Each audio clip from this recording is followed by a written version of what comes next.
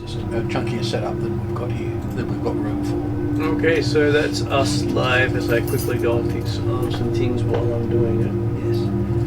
Okay, so yes, the whole technical difficulties while running things is amusing when I noticed I didn't clean up the pages while I was doing stuff. I had the cameras change around recently, and this was one of the sections I didn't get around to cleaning up. Right. So all the pages are just slightly out on their views, but that's okay. Yeah. So we are up to session number 42. And one of the things I forgot to do was to set things up so everything was actually pointing in the right direction, because that's all sort of wrapped around each other. Because nice people have done things to help me clean things up and manage to stand on things. Okay, I believe all mics are working, so that's always a good thing. Sometimes I forget to turn the mics on. I've had a couple of silent sessions. Oops. All been there? Yeah. That's okay. I actually can have a very good recollection of things, and if I wanted to spend many hours writing up notes, I can almost write out what happened in that game session. Or I can just refer to it whenever I need to. Either way works fine. Okay, so tonight... Just for reference, Martin, if you're concerned, the camera on you is probably a bit lower than it should be. Okay. If you want to be visible. Well, that probably helps. There we go. You can actually stare at me and be annoyed and notice that I've got all the cameras around the wrong way because they did change. So yes, I might actually, next time we're at home, the family place, I might leave the staff behind, because from what you've told me, there's actually no point me carrying the thing until I've got at least another 6 or 7 levels on me. Okay. Because all things, want to be moved around and cleaned up. Of course. Let's see.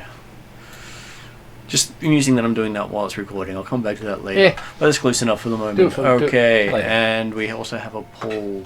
So let's see. I will at least get the people at the right spot. So that's not a poll there, but that is a Kathy with Olm, isn't it? Actually, no. Olga. Yeah. Olga. There is actually a use to carrying the thing, because it does allow me to throw fireballs.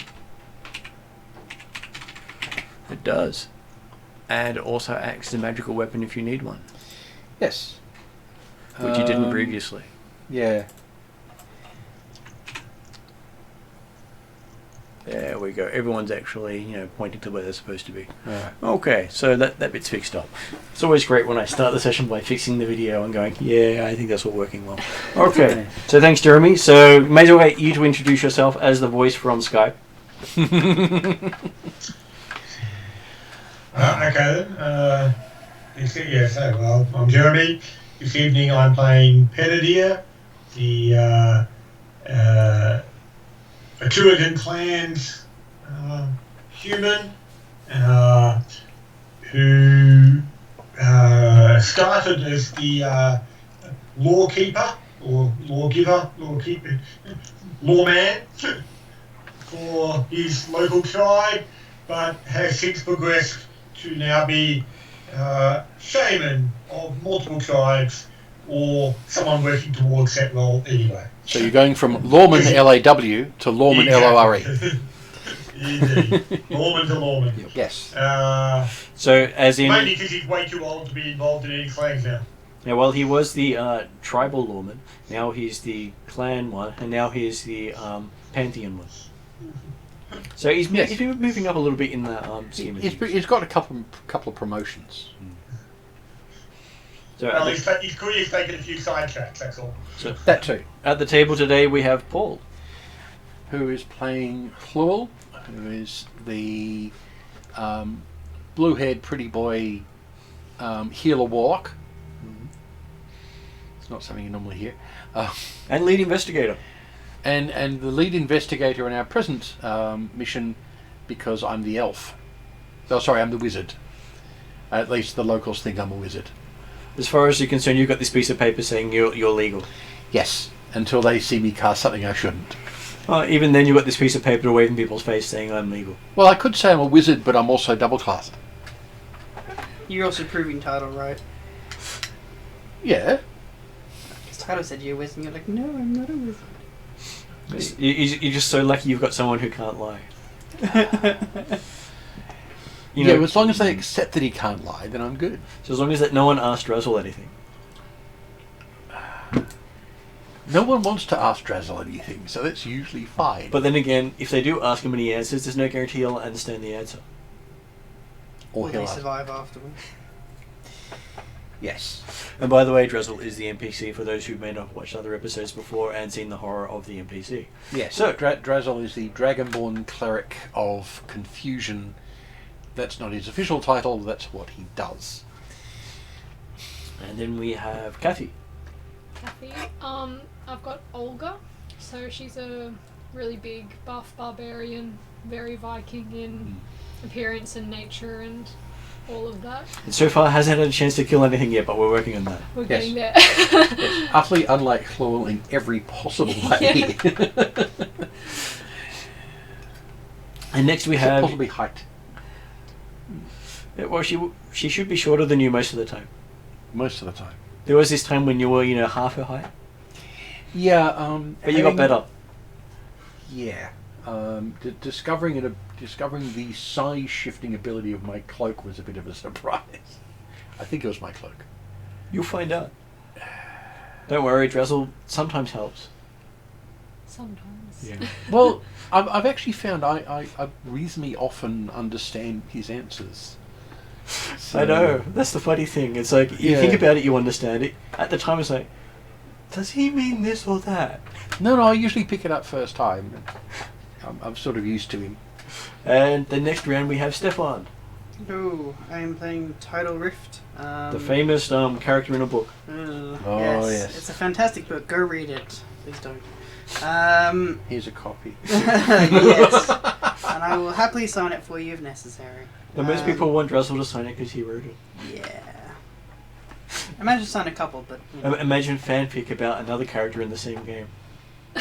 That's written well enough that it sells. Cells. Under 3 different names. Yep. Yep. Yeah, so I'm a Water Genasi monk who's currently... The romance character in a novel. Yes. Soon to be multiple. And also looking to gather multiple elements because Avatar. Yeah, he's got to collect them all. Yep, for sure. Once he's learnt that he can, he now wants to. Because there is a way to gain more than one element. It's been set up that if you do, really good things happen to you. But you're expected to be a bit more than most people. Mm-hmm. A hero. Not just that. Major villains. Basically, it's the equivalent of when you see someone like the Child of Destiny, the prestigious person. You're the chosen one. For good and evil. They're the people who are known to step into multiple elements.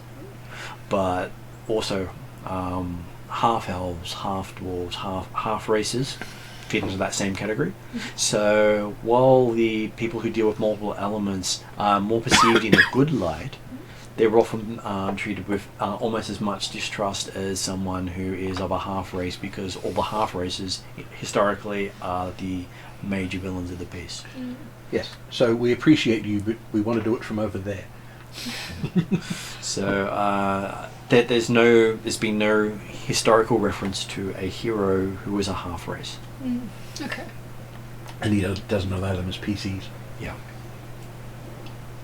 Mainly because they are the product of a curse or a magical binding. Well, the other thing is, if a PC is a half race, that breaks the way you're treating half races, because people appreciate the PC no matter what they are eventually.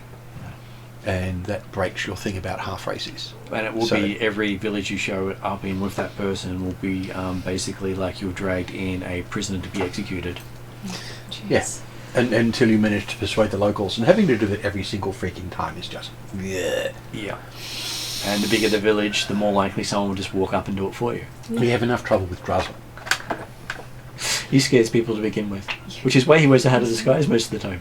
Yeah. Most. So does his horse. It looks like a horse. Until you have a look at these claw scratches where it's been standing. Oh dear. The horse turns its head all the way around, almost like he does, almost like a 360. Right. While people are watching, it's actually a type of drake. It's a drake. Oh, Yes. okay. So it's got a neck that's this long and flexible. so Well, it's longer than a horse's neck and it's quite flexible. he can actually reach the driver while it's pulling the cart. So the horse's head will come back and sit on the driver's lap. Because it wants a head scratch. That mental imagery. And it looks like a horse's head has reached all the way over and sat on his lap. Yes. Just think about seeing a horse that's got a neck that's this long. I'd rather not. And he calls Yeah. it horse. Mm. Yes. Of course he does. And it answers to horse. Yes. Although I think from memory, those things are smart enough you could probably play cards with them. Yeah, they are smart enough, yes. Mm. Yeah, they just don't talk. Oh, they can't speak. That's their penalty. Mm. And hey, after every game, they mark the cards. Yes, whether they wanted to or not. That is true. Okay, Yes. so There we go. last session you were investigating what had been happening in the city. You had been invited to meet with the elves. You chose to pick the high elves instead of the woodland elves. So now you have decided to insult one of the clan of elves. Well, I had to insult one of them. I know. You insulted the one least likely to kill you where you stand. Yes. I'm not sure that's a good point or a bad point, because it does mean that the other one's sneakier. Yes, they're more likely to just mess me up forever rather than kill me. Well, they do have the bloodline curses, the other one. That too. Politics and noble family politics, and noble families in general, is just straight out poison to get involved in. Well, it's very much the... Despite the fact this is my job. And so the main thing is both elven clans are very much like the Romeo and Juliet style Capulets and Montagues. Yeah, they're And- enemy noble families. And they've been designed in such a way, and so the high elves are done up as Spanish elves. So if you think Zorro era style, Oh yeah. Except that this tall. and they have the mentality of the Zorro era sort of Spanish. Very touchy. Well, Very, as I very said, touchy. this is my job. In fact, I should use... Well, I will have to actually use my background and talk to the basically house servants and other minor functionaries, because that's really how I'm going to have to get things done. Yep. And you'd also visited one of the towers to have a discussion where bad things happened. Olga showed up with a procession of dragons that then took off. Completely unrelated to what you guys were doing Yes. this time. Very spectacular. Really nice entrance. In all different directions. Yeah. And I believe where did we end the session? Where you were... We were just about to do something. We were just about to talk to someone. I think. So Stefan, do you remember where we ended last session? I think we were talking to Drazzle in the end, deciding whether or not we're going to bring Drazzle along for the next part of the adventure. Yes, we were. We'd gone and had some rest because Okay. we all needed it. Yeah. And you'd just seen the high elves, because we missed last session because I was sick. Okay. Yeah. So that So we're the picking actual up last after session was a month ago. Yeah. Yes. Right. Okay. You haven't So actually I missed didn't- anything. Oh, cool. Nice. Makes it easy to pick up where you left off. Yeah. Right. Yes. Because we were at the magic shop, and then there was that. Yes. Yeah. Upper middle management. Yeah, upper management. Upper management. Yeah. He draws Yes. a lot. Yeah. Very much. And there was the brother of the princess, and Yes. Yep. yeah. So Who's the swordsman of... Master Great Swordsman note. of Galantry. Yes. So, of course, that's one thing that would be on the agenda to achieve at some point would be to go back to the college storm room of the student who died, who we're investigating, and test out to see if your new magic sack can run off with its library. That was one of the discussions you had Yes. decided to try to do. Yes, That's a good point to remember. Yes, that is actually a really good next step if we can't And find a whether we're better going to one. do that immediately, or whether there's going to be any sort of attempt to any sort of practice runs or tests before running out with everything, is the question. And as a quick reminder of why you were here to investigate the death of an elf and to provide proof of who he worked for.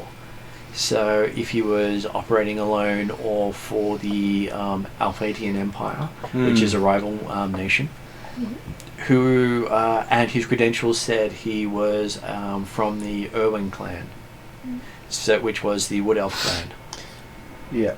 Just to make things a little more interesting for the fact you went to the other clan first, because they're more likely to kill you in the street. Didn't we work out that the communication device he had was connected to the Alphatians? It was, but then Yep. why were they? Why did they have credentials from the Wood Elves? Yeah. Well, cover.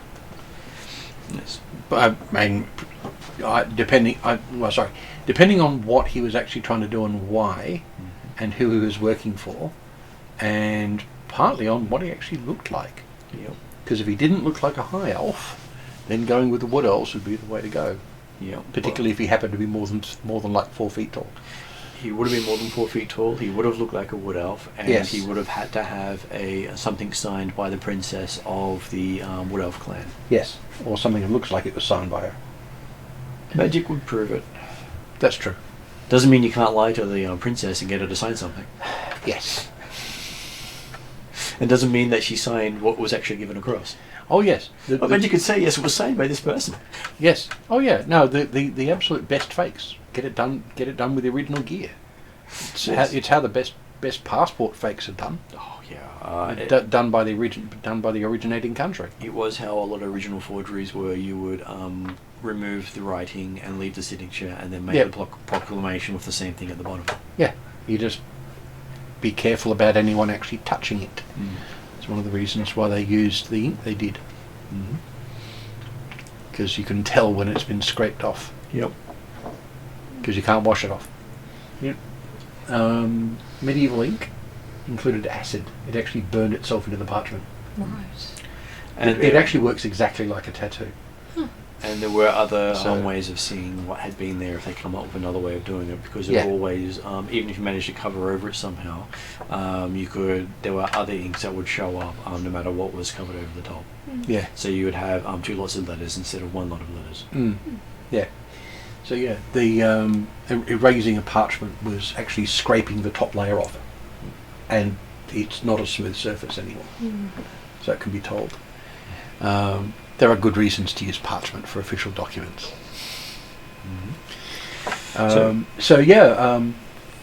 Faking out the princess or being an agent of the princess's court would be the way to get that. And there are many ways to achieve that end. Yes. I know. I'm a diplomat. Yes. I may not do these things, but I know about them. You are now an official guest of the High Elf Court, having set up residence at their tower.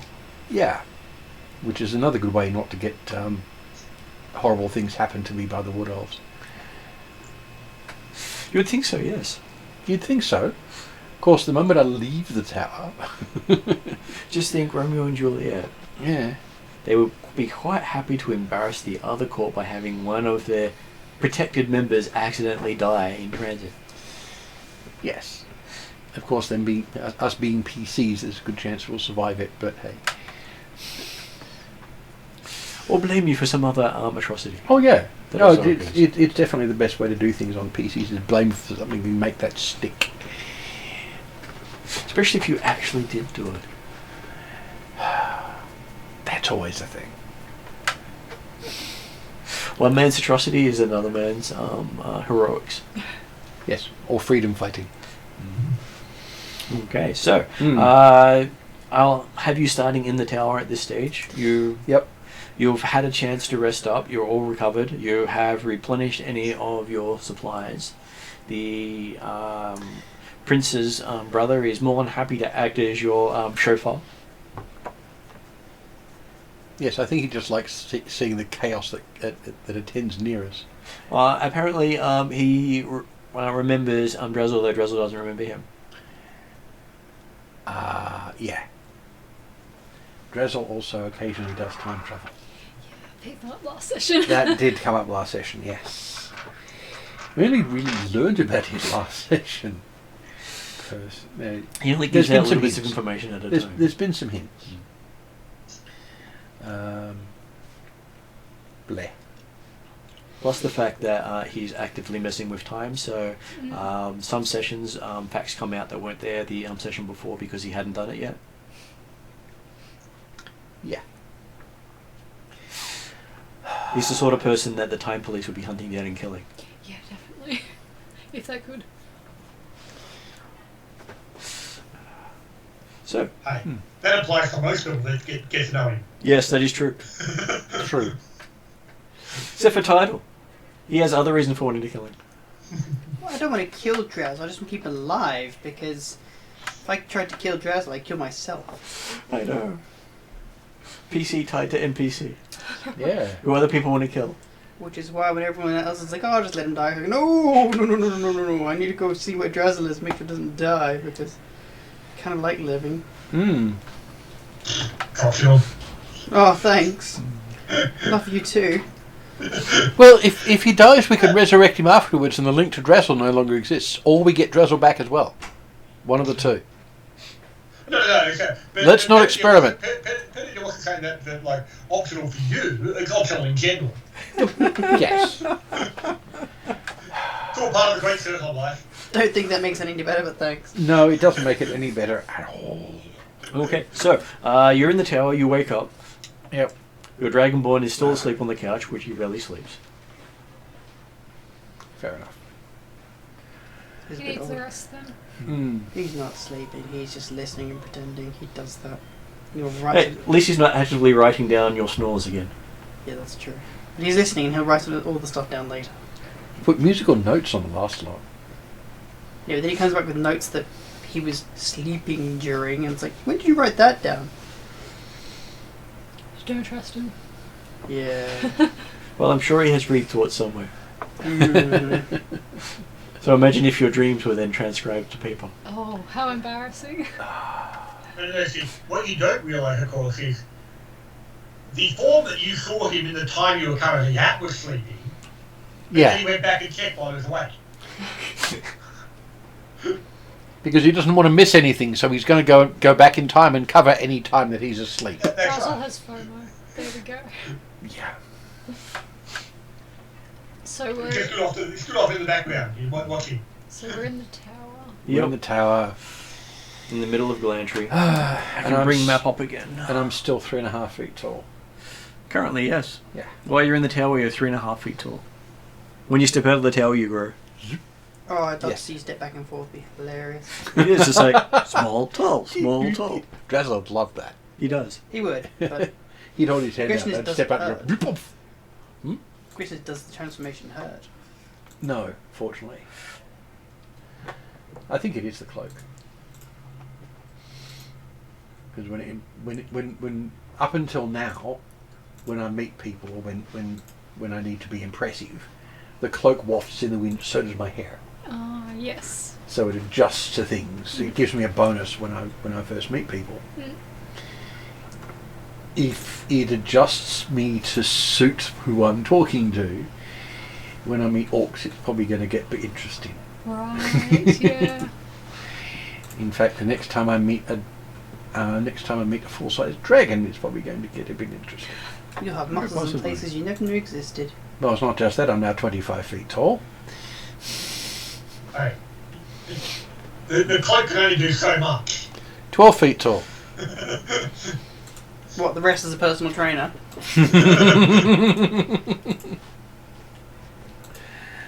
Okay, so seating map. But yes, it's one of the examples of it's a really minor magic item, but it's attuned and now it's growing.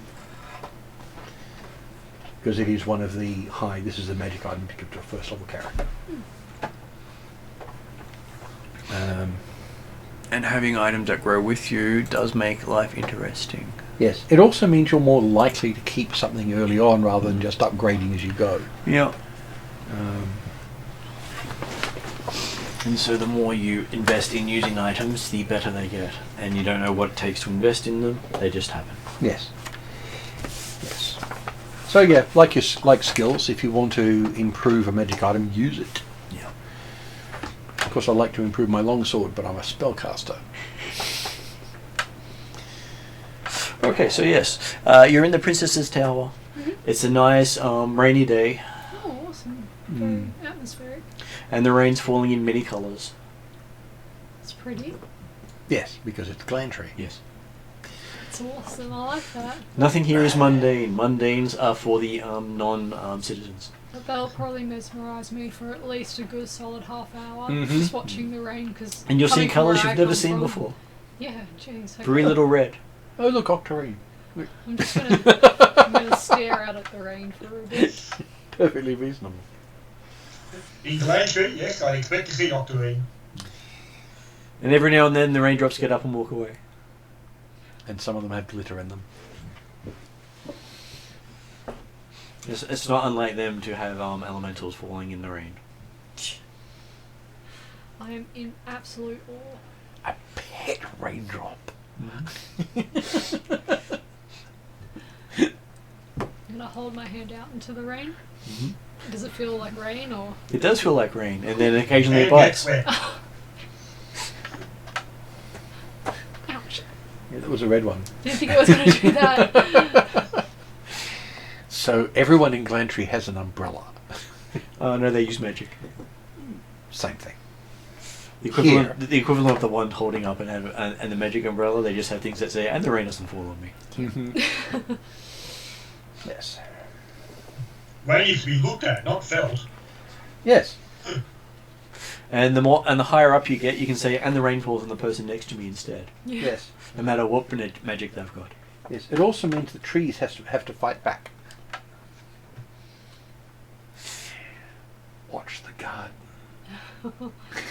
Yes, the gardens are only in magic areas. There are no native gardens in the city. Oh, okay. So Yes. no parkland. You've got a waterway canal. Yes. Because all of the plants have to fight off the little elementals coming down in the rain. Poor plants. Yeah. So you see this bush and rain coming down, and occasionally these leaves are going splat, splat, knocking things aside. Well, it is a magic city, so all the plants Yeah. are magical here. Yes. Bunch of the herbs don't even do that. They just pull themselves into the ground until the rain stops. Regrow. Hey, makes sense. It does. Okay. This place So- is so foreign to her. Yes. It is. Well, where you come from, there's not a lot of magic floating around. Magic people are something you look at with suspicion. Whereas clerics are good people, as long as they don't flout their stuff too much.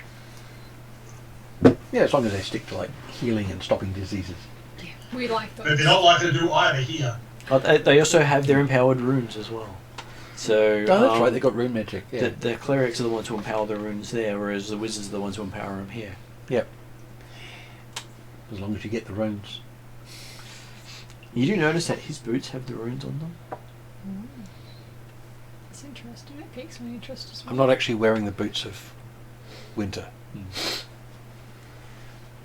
Not Okay. wearing those boots. Boots of the Winterlands? No. The only reason for me to use them is if we're actually out on snow.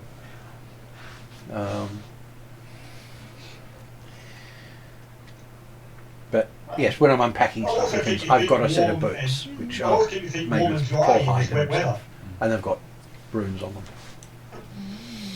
From I just don't wear them normally. From your people's perspective, runes are the ultimate magic. Yeah. Everything else is power in comparison. So a rune master can basically blast anyone. Sweet. Yes, probably quite reasonable actually. Runes are actually quite powerful. Which is why they haven't been detailed yet. Yes. They make them very effective gunboats. You can go around jumping in puddles. And the fact that there's water Yes. and ice in winter, Hmm. because the canals freeze over during winter. Except for around the Wizard's Tower. Yeah. Can you ice skate down the road? Well, they have their ice games. Sounds fun. So, where would you like to go, says the Don Diego, I think his name is. Don Diego. Yes, Don Diego. sounds of the right name. Yes. He says eventually he has to wander back to his job, but at the moment he's on rec leave. Good for Well, it. listen, thank you for Well, it's his chance to kill things that aren't trying to kill him. Yes, he gets to play with things that are trying to kill somebody else, which makes it a bit more interesting. He does mention he hopes you will go see the other elves because he would like to insult them and on their own ground with politeness. Well, would you like to escort us there? That would be fantastic. And we'll just observe the events as they unfold. Should we be as insulting as possible? No. Be really polite. And see if you can, insultingly polite. and see if you can break them. No, not even insulting you polite. Be absolutely and utterly polite and see if they break. They normally do, but we shall go and have fun. I shall take my sword. Well, you know them better than I do.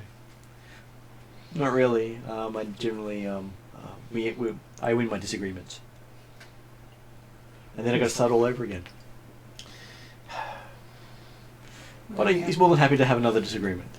Yes. There are reasons to just wound people, you know. I'm sure his disagreements have very good points. Normally, yes, Yes. Thank you for that. but there's better spellcasters than I. That's true. Yes. Just because you've got a nice sword doesn't mean you can't be fireballed. Yes, Unless you've got one that can parry fireballs. I do. That would be cool. Yeah, gladly. Seems useful. It is. Yeah. That's why I'm still alive. And of course, they all know it can carry fireballs. That's why I always use lightning bolts. Yes. Entirely valid. So let's get out onto the gondola and show up at the elves and see if we can annoy them today. Yes. Well, I have to go visit them anyway. That's good. So You're already a day late. What small insult can we give them? You've forgotten to bring them a gift, haven't you? That's a good insult. Hmm. Give them one of my books. What? One of my books. How about give them a That would be dead interesting. leaf from a plant? I'm sure that will make them feel so great. No. That's going. That's. Maybe if you just call it a not rare for plant. me. Just call it a rare plant. I'm sure it has some meaning to them. No. Rare seeds that came from an apple. See how long it takes them to figure it out. 3/8 of a second. Depends on what you use to cover it with illusion. You're good with that, aren't you? Being a wizard and all. Yeah, being a wizard and all. I'm sure wizards have all these skills. Not part of my specialisation, unfortunately. Well, you seem to have a staff about puzzles and traps, so why don't you make a puzzle for them? They I appreciate could try puzzles.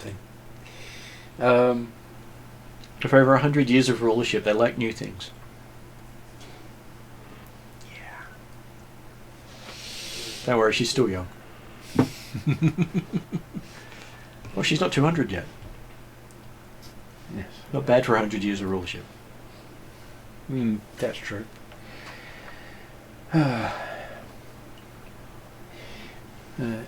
Well, if they're going to want something new, which means it shouldn't be something that can be bought here.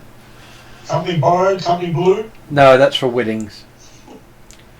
Indrezzo doesn't count. I tried that. That was not what I was going to suggest. I did. Didn't work out well. No, I'm not surprised. Drazzle's far too much his own thing. They gave him back. Yeah, well, wouldn't you? Well, I gave it to them in the first place. That's my point.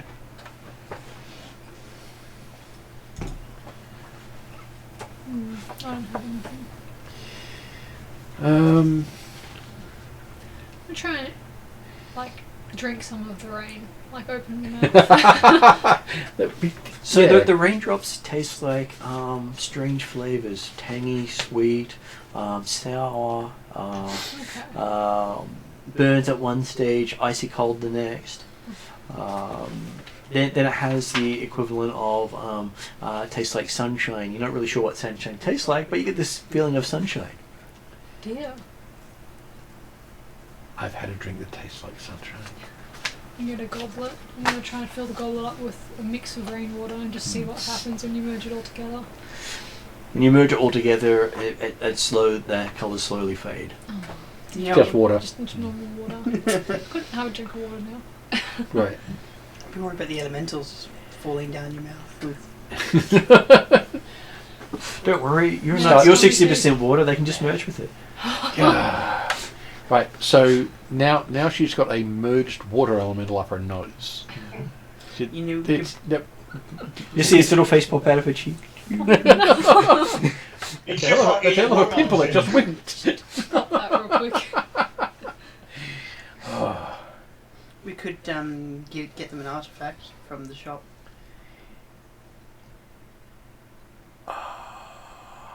There's a particular sword I'm thinking of. Is that the sort of elf slaughtering?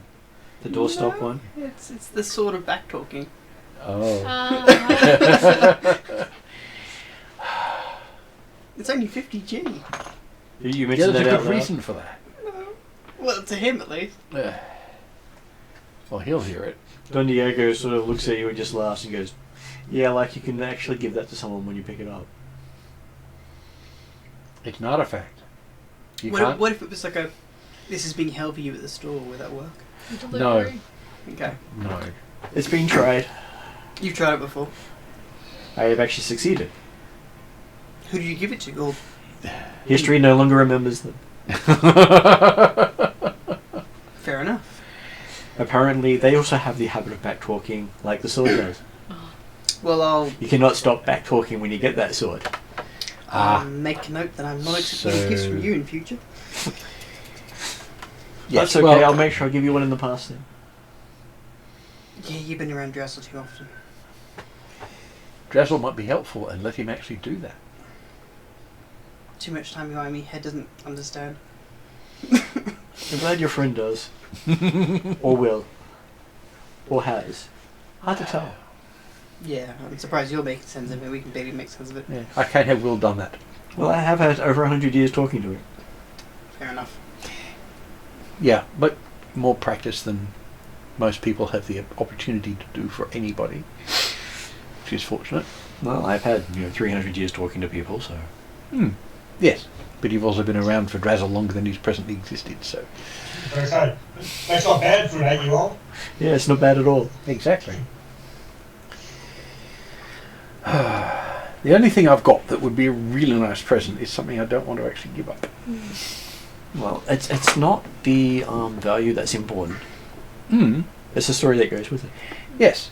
And the story that goes with it, it's not so much the value, it's the fact that it's the elf longsword that's got my own family name on it.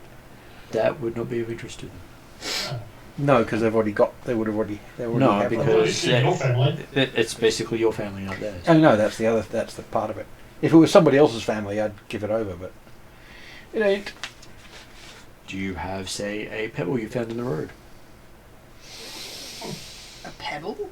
Things Can you of- tell a story about a pebble? Are you not really a monk of the world?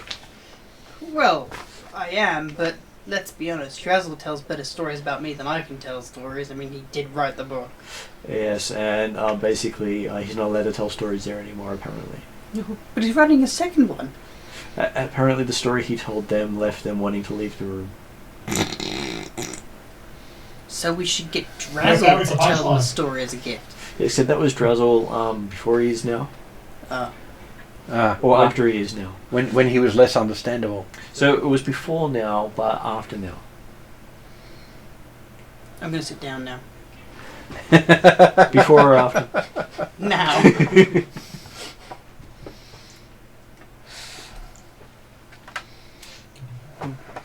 It is that funny timey-wimey thing that he likes to refer to. Mm. And the older he gets, the worse he refers to it.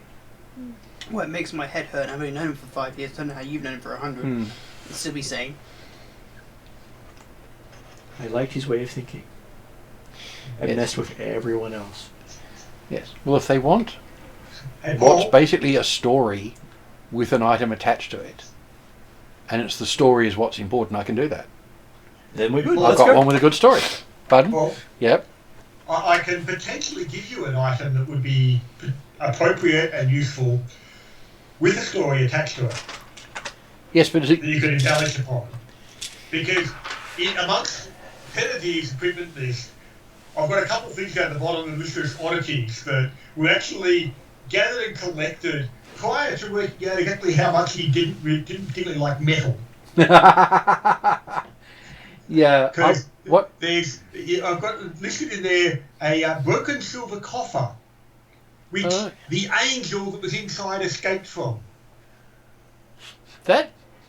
which was one of the items we came across when we were living down in the Palace of Atruaghin. Yep.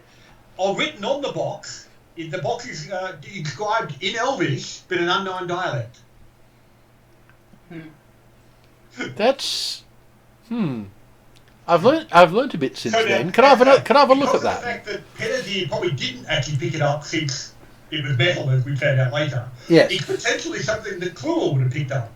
Well, you could have picked it up as long as you didn't try to use it. It was the Yeah, no, prohibition that's- against using. Yeah. That's the idea. It's been sitting basically amongst the stuff thinking, okay, yes, it's not actually something that he wants, Yeah. but he probably is something that's more likely to have been, Cluel could have actually taken with much more interest. Yes. Well, particularly with the language Elvis, stuff on it, I that's would have right. definitely gone for that. So again, I've got no idea what the box is beyond that information. Yeah. But Yeah, which is a very good point, though. You've been sort of carrying it for us, really. exactly. So if you hand it over, go, here's a story thing, because I was going to hand over the with the story, the short sword that I'm carrying, that I got in the Darrican the fort Mm-hmm. when we were fighting the Tiger Clan. Yeah. Right? It's storied. It's got some exciting bits, but that coffer is going to be far more interesting. You pull out the coffer and look at it. Mm-hmm. You don't recognise the dialect, and that's saying something. Do I even get a history roll? Give me a history roll. But the fact you don't recognise it from first glance Indicates is- I'm probably not going to get any. I know it says you have a chance of doing so, but it's like it's not one of the elven clans from Galantry. Or, No, this is going to be really way out stuff. Well, the thing is, an angel came out of it. It might be 5,000 years old. Well, as I said, I've got angel in quotation marks. Right, something came out of it that was a spirit sort of thing came out of it. It might be from a previous civilization, which means whoever actually speaks this is going to be inside the whole world. Martin might remember exactly what the item is I do. when we played through, but I can't remember anything more than that because Yes. we had Not- as characters we had no more information. Yes, not the best of rolls though. I only got 16. 16. It's still a pretty good roll. No, it's a good at one, but it, not the best. But You date the item to maybe 3,000 to 6,000 years old. so even And- for elves, that's a whackload of a long time. It's still a long time, And you normally give it up. you date it to the first or second elven civilization. So either Ooh. those who worked with Blackmore, a civilization that no longer exists and has been wiped from existence, or around the time elves almost destroyed the world a second time using technology from Blackmore, which has also been wiped from the rest of from non-elven civilization. Yes, Blackmore I'm included. sure they want to be reminded. The thing with this is, this may actually have a rather large value as a historical object. And- Consider it in your pack. I will. If Yes. you listen for mine, consider it in yours. It's up to you. And the dialect of it makes you think of one of the lost clans. Okay, There were at least 6 clans that disappeared from the surface world. at am that I time. getting to the point, looking at this now, of thinking this thing is seriously worth researching, and I don't want to give it up? You're thinking it is trinket level artifact, as in something historical over time. Belong to a museum. May or may not give you any further knowledge through history, and if you do somehow decipher it, it might be the equivalent of ashes of a member of that clan, and the interpretation of it is what has Praded thinking it was an angel. So there's a good chance it's relatively minor from our point of view. Great historical this is from your character's perspective. It's a great historical elven knowledge, but from character use, the knowledge is interesting. But if someone else was to tell it to you, it would be a lot less time you spend researching it, and it is a fantastic puzzle. Well, which means really, is that too? That its use as a coffer is not what it's for. Not anymore. The big point here is this thing is potentially of great value to any elven scholar or anyone who likes a scholar, which means giving it over as a present in this case is going to be ideal. Well, and they might even forgive you for being a day late. That is part of the reason for thinking of this rather than something else. Just tell them you were late because you had to get the item. You have Don Diego speak up from behind. Be careful how you lie. Your words are important. Yes. Say the wrong word and you cause far more insult than you would have by not showing up. You do not get caught in a lie. No, I know about that. I'm a diplomat. I'm a professional liar. That's what I do. Sometimes you want to get caught in a lie. Yes, but you want to get caught in the right lie, the right way. The best way to lie is never lie. Yes. Admit. Is that where you tell the princess she's beautiful and she knows you're lying? If it's important that she know that I'm lying at the time that I say that, then yes. But you can still believe she's beautiful no matter how she looks. Exactly. Mm-hmm. You just have to be careful what you're referring to as beauty. Yes. You've got beautiful tusks. I've got no problem with this. So this is where I leave you to the diplomatizing. This is too confusing. Yes. Don Diego is quite happy with that. So shall we go pop some egos? Well, we'll go and diplomatize, and you can pop some egos. And I'm just going to very carefully not mention being late. I'm going to give them this. I did like to call my little blade ego popper. Of course. I like it. Claw might also be aware that if you give them this item that's potentially exceptionally valuable for elven scholars, in front of a prince of the other elves, whom you didn't give it to. Yes, but he's got Drazzle to talk to. But I'm not going to tell him that. He doesn't mind. He likes talking to Drazzle.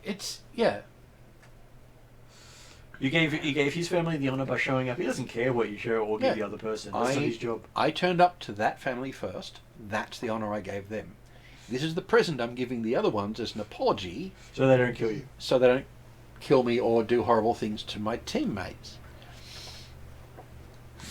Seeing someone being flayed isn't pleasant. Or feeling them being flayed is even worse. Yeah, I didn't want to go to that step.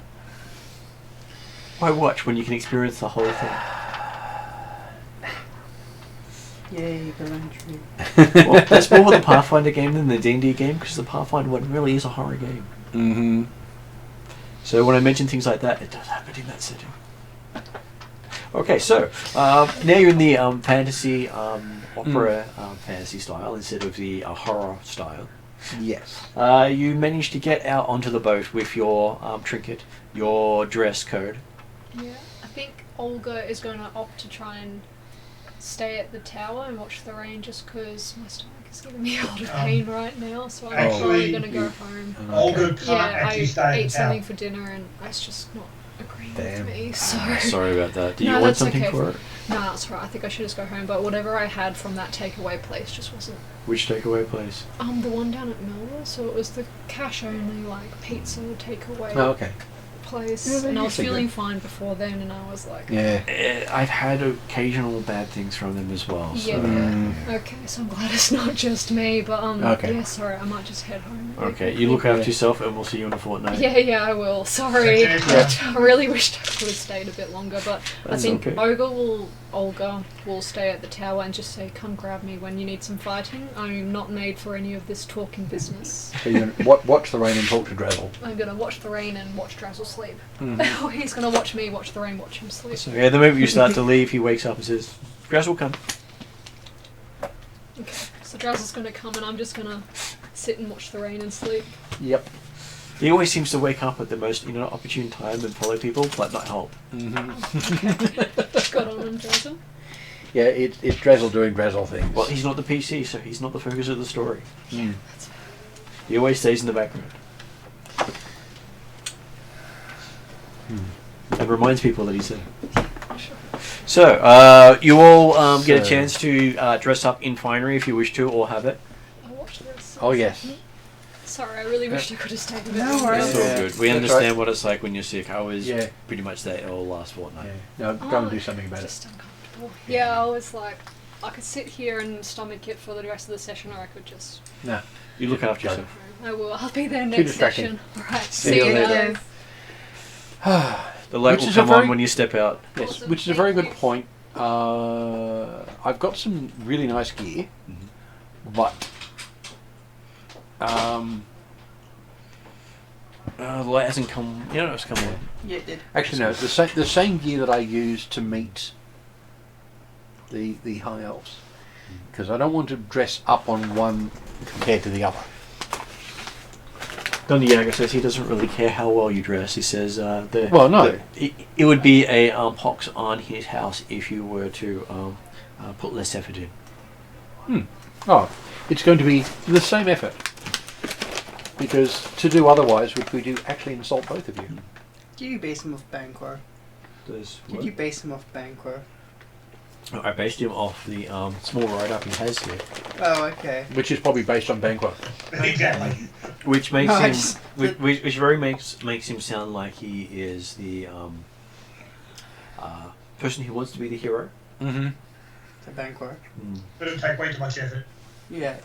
No, it was the pox thing that just reminded me of Banquo. Mm. Yes. And you get on his Generally magic Shakespeare. gondola, Yep. and you see it propel itself along again. Yep. Is this without fireworks this time, or? We have fireworks this time, and he stands on the prow with his cloak billowing in the breeze. Oh, it's just better than the Wells. Well, it's got Elvish script on it instead of Dragon script. Oh, I think you've been outmatched. Well, he's probably been using it a lot longer than I have. So it's got its own personality. Yes. On the other hand, as far as I can tell, mine changes my height, so... And mine billows with my hair. Or my hair billows with the cloak, even when there's no wind. Well, He has that Well, Fabio Diego's Lucas role a thing. bit Yeah. taller now that he's come out of town. Diego didn't grow. No, did either. Yes. Mm-hmm. Yep, step outside, boom, I'm now 6 feet tall. Drizzle slaps you on the back again. Does he go? He says he likes it when you grow up.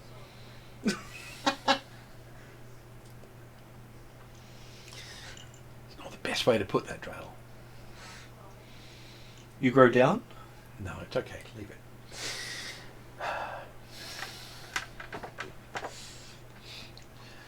Yes. I'll put a little... actually, I'll put a small jewelled collar on my raven as well.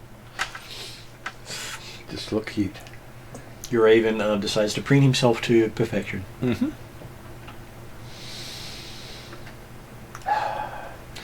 So you take the boat and you find yourself heading towards the other tower. Let's see if I can actually find the details of said tower. We'll wander around until we find it. Well, it shouldn't be too far away from where you are. Yes. So I Do do have to increase my dragonologist abilities. Mostly because it's really only useful when I get it to about level 4.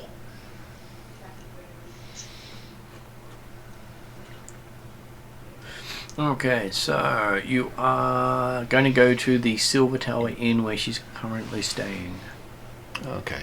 So she's not actually staying in her own tower at the moment. Yeah. That's weird. Because, well, most of these estates there are for nobles, and she doesn't have a listed noble house there. Right. So she's at... So they're a significant family, but not a noble family. They are a noble family, they just don't actually have a tower listed. Oh, so they don't have a local residence. Yeah. Shit. Okay, so where is number... Okay, so yeah, I can see where it is now. So it is the... if you can see on the map, Jeremy, got the little mouse around it. It is... see the... You've got the big School of Magic with that big plaza with the big orange dot in It it. just pointed on the screen there. Just here. Yep, okay. Yeah. So that is also very addictive.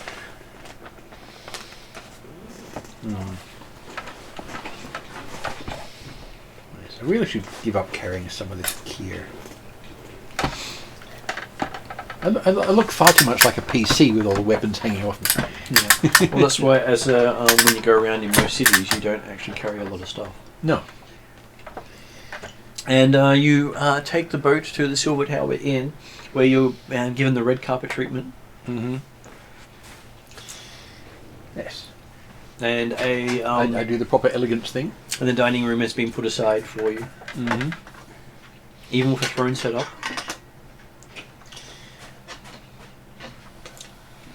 And the entire room is lined with trees. Nice. Of course it is. Well, this is one of the uses for the Pot of Awakening. If you've got awakened trees, you can have a grove anywhere you go. Mm. They just follow you around and stand in grove position. It's like having bodyguards. Was sick and needed to go. Yeah. Okay, so yes, you are announced. Mm-hmm. Enter, appropriate greeting.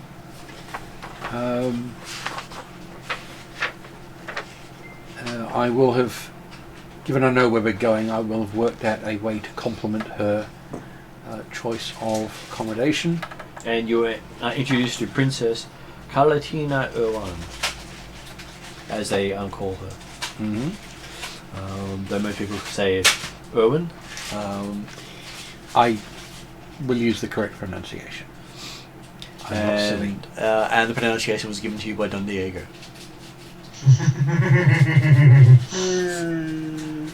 As he uses it to introduce him. He gives you a wink to Okay. see if you'll trust him or not. If he's introducing her rather than one of her people, I'm going to keep an eye on her face, because there's no point looking at him when he's introducing her. She's watching you closely. I'm going to watch her closely on how she reacts to his introduction. I have the feeling she's dealt with his introduction many times. Right, so I'm not likely to see a wince when he does it wrong. Well, And he does it with a flourish. Of course he does. I will She's not not... going to rise to his face. No, and neither am I. I'm not going to use that particular word, that particular part of her name until she gives me a correct pronunciation. Because I presently am not going to trust him with that particular element of what's going on. Give me an insight roll. Natural 20 on with a 6. He actually gave you the correct pronunciation. Do you Okay. trust that? And he's Okay. and he's beating you to see if you'll actually believe him. Right. So the insight rolls on her reaction. So she has actually a little tiny reaction. She's gone, yes, he's done it right. So I will actually use the name exactly as presented. Okay. And she is apparently quite pleased by this outlander actually knowing how to pronounce her name correctly. And then using it even when Diego potentially is given the wrong one. Good. Impressing her is what we're here for. And she says, I have heard of Miss Llewell, who has come from Alfheim. I hope I am you... surprised he is taking so long to grace us with his presence. I had to make sure I had the right gift. I then present the, hold out the silver coffer and give its backstory. Okay. And that's history or persuasion? Persuasion, probably, for a persuasive presentation. You can do performance if you want to do a really. You could do dance, interpretive I'm dance. better off doing persuasion. I'm not trained in Okay, performance. give me a persuasion roll. Performance for diplomacy rather than... persuasion for diplomacy rather than performance for bardic stuff. It's only 17, but I hope with the uniqueness of the gift plus the rest of the presentation I'll get it. For the first time, she has a look of interest in her eyes, besides just a look of disdain you're used to. Cool. Hopefully this continues and she ignores the fact that I've been what late. can you tell her about the recovery? I'm not going to embellish it to the story itself too much. I will give the story its backstory, as I said, but I'm not going to embellish it because that gets into performance. Because you may bring it forward. Hmm? You may bring it forward and present it. I will do so. Okay.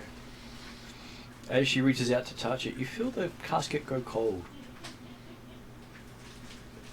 It drops to almost freezing temperatures right before she touches it. You're trying to kill her, poison her. I hesitate. Your Highness, is there someone attempting to check the coffer as I'm handing it? It went cold as your hand approached.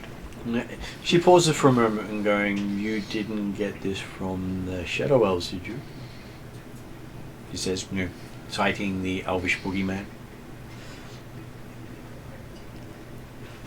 Equivalent. And at that point you remember that there are the 6 missing clans Yes. basically called the Shadow Elves.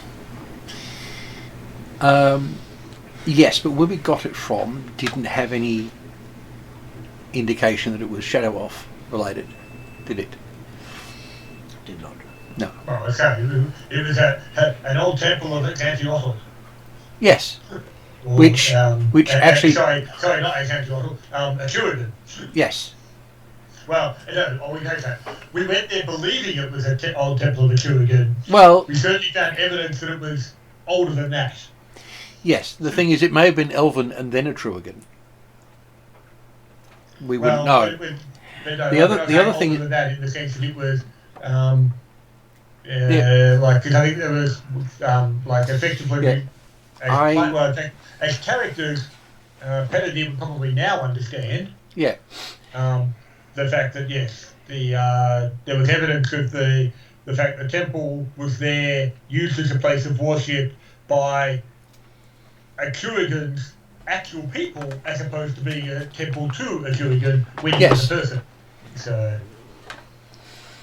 Yes, but it still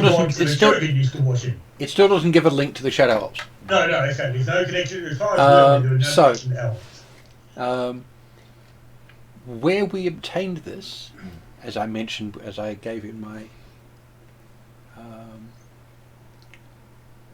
presentation, my description, there was no direct indication that Shadow Elves were involved. All I know about this is that it is very, very, very ancient. I cannot read the Elvish on its surface. She looks at it and says, "I can." You were basically carried in a weapon of the enemy. Well, I should go and dispose of it properly then. I don't think you can. She says, looking at it. Good thing you didn't bring it into my tower. Well, I apologise immensely, and my only defence is I had no way of knowing what this actually was. Something that will trap the soul of a wood elf. That must have been the angel that escaped. Did you actually say that? Yeah, he calls that out in the background. Drowsel goes, Angel, I miss Angel. I feel sad I miss Angel. He released a bound soul that someone had used this to bind. Yeah, I would probably try to rip the soul of any wood elf who touches it out. She says, putting her hands behind her back. I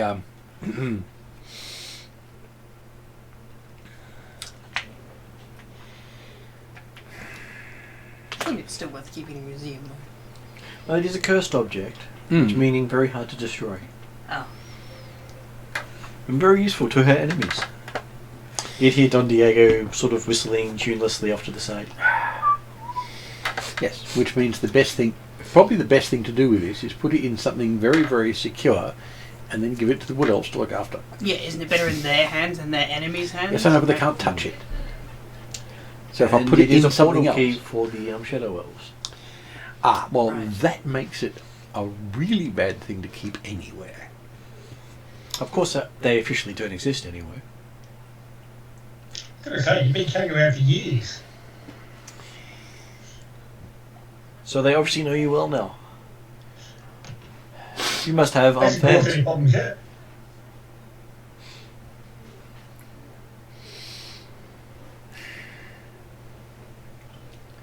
Have you ever had elves, show up and help you for no particular reason? Only family members. I'd be suspicious of them then.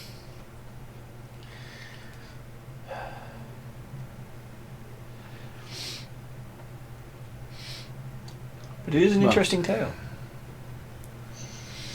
Even though he did try to kill me, but it's nothing Don Diego hasn't done in the past, so I applaud him for his effort and salute you. That.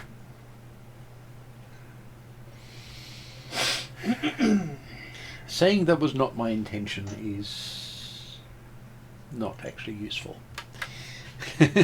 I will say that out loud. Because it's either obvious or a lie.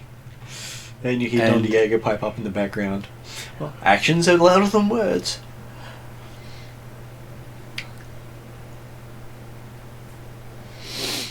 That's the other reason not to say. She asks you to put the copper off to the side and sit down and have a meal, and you may ask your questions before you leave and take copper with you. Yes. He charges you with guarding that copper. As it has not killed you yet, you're obviously the correct guardian for it. I have some people I can ask on how to deal with this thing. Just don't ask Drazzle too. Drazzle is not one of them.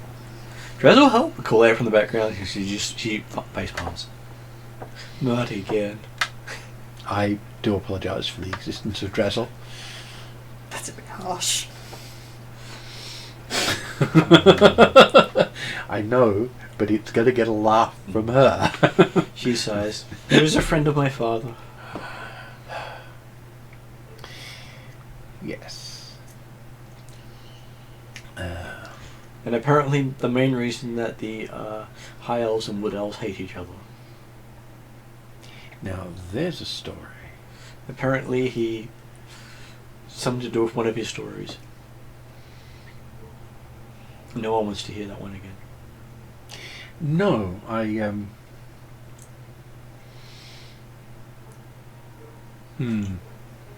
sure he'll write it down one day. quite probably. Or he's already written it down. It's hard to tell with him. Yes, he can have well done it at some point. Probably has. That's my point. At some point in the timeline, somewhere, there exists the book of this having. Whether he's written it yet or not, that doesn't The matter. correct terminology is a timeline somewhere. Because he can go to someone who has published several copies, get a copy and give it to me. He has proven that the timeline is malleable. Yeah.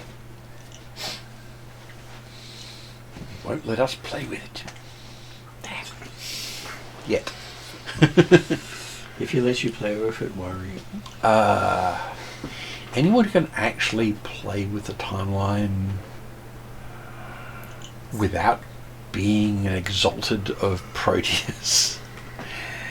Yeah, you worry. Proteus is not the one you worry about. He's one of the lesser gods. No, I know, but the Cronus is the one you must worry about. Yeah, And Thanatos is one of those you must be wary of. definitely. The Grim Reaper doesn't like those who meddle with the things he wants to meddle with but can't. I'll leave that between him and Drazin.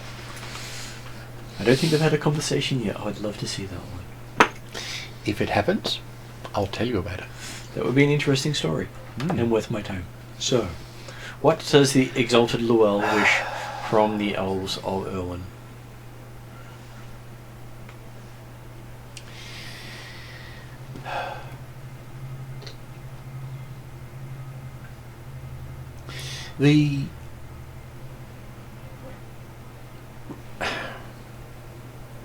The main reason I'm here is to introduce myself and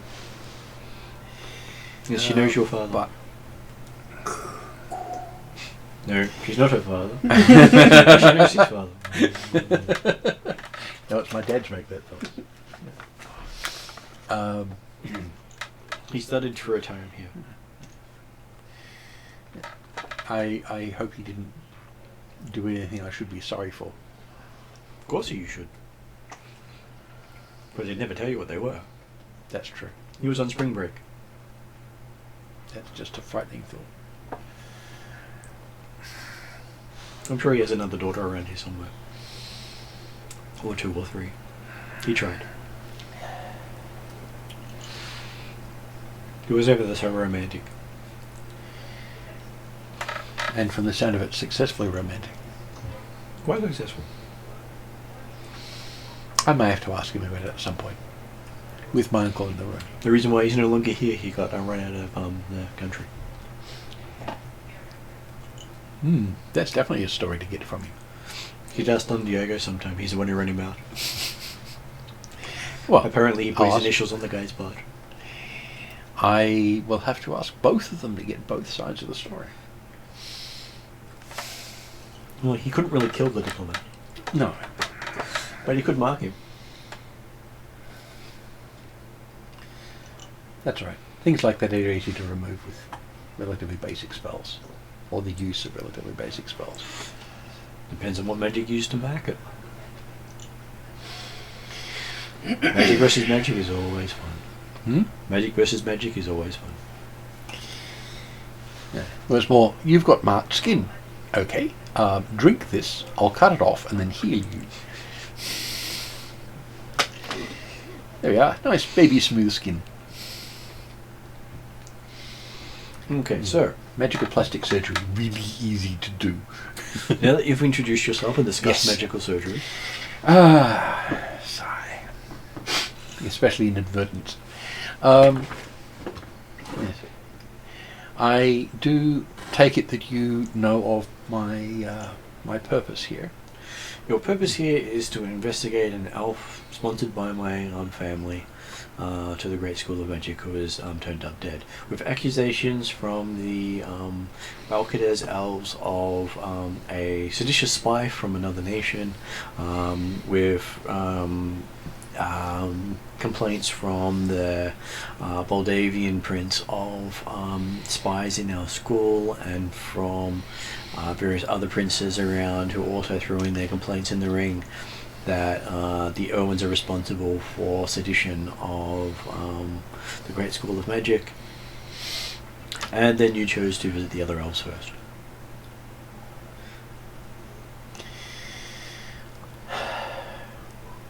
Yes, so simple. So definitely diplomat in training, that I see.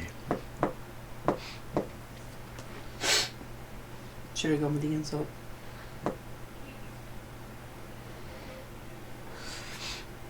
Yes, title does sound like his book, she says. Can't disagree with this. Sounds like one of his quotes. Probably is. It might be the next one, just watch out for it. Well, that is seeding book too. I read that when I was a child. That's not out yet. It was It will released have a while been ago, when she was she a says. child.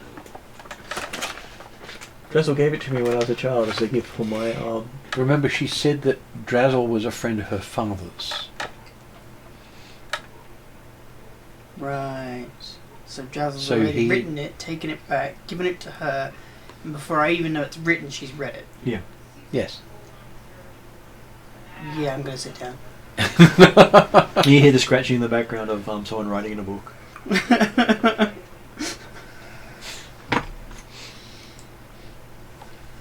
Maybe it's the scene she's reading. I know, As a child. I know my deity has stuff to do with time, but it's still confusing. I'll leave the wibbly wobbly timey-wimey to him. I don't have too much of a problem understanding the time stuff. It's just I want to be able to do it. Going and becoming a priest of Kronos is not really an option, though. He's the guardian of time, Yes, he not the wouldn't, breaker of it. yeah, he wouldn't let me do it. He'd charge me to go and stop people doing it. Go and stop Drazzle. No! I'm changing drops. Well, that might be Title's final job. Stop Drazzle. That would be a sad story. It doesn't say kill Drazzle, just stop Drazzle. Yeah, that would end well, because he'd stop me. I was like, oh, it's dead. Okay. No. There's No. that story. No, Tidal at level 20 I don't know. discovers how to do something about Drazzle's wagon, which is how he's doing this stuff. Side of him wish spell out at the end can hurt Drazzle. At level 20 we've got access to one. Or Drazzle takes you back to meet your family before they were born. Yeah, and then you get involved with your mother instead.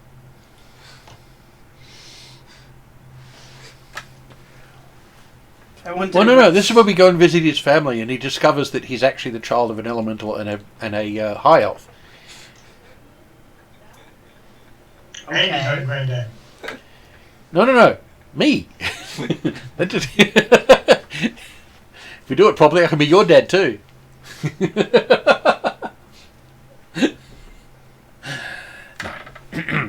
Okay, so yes. So, And what questions do you wish to ask? As the current investigators of this issue.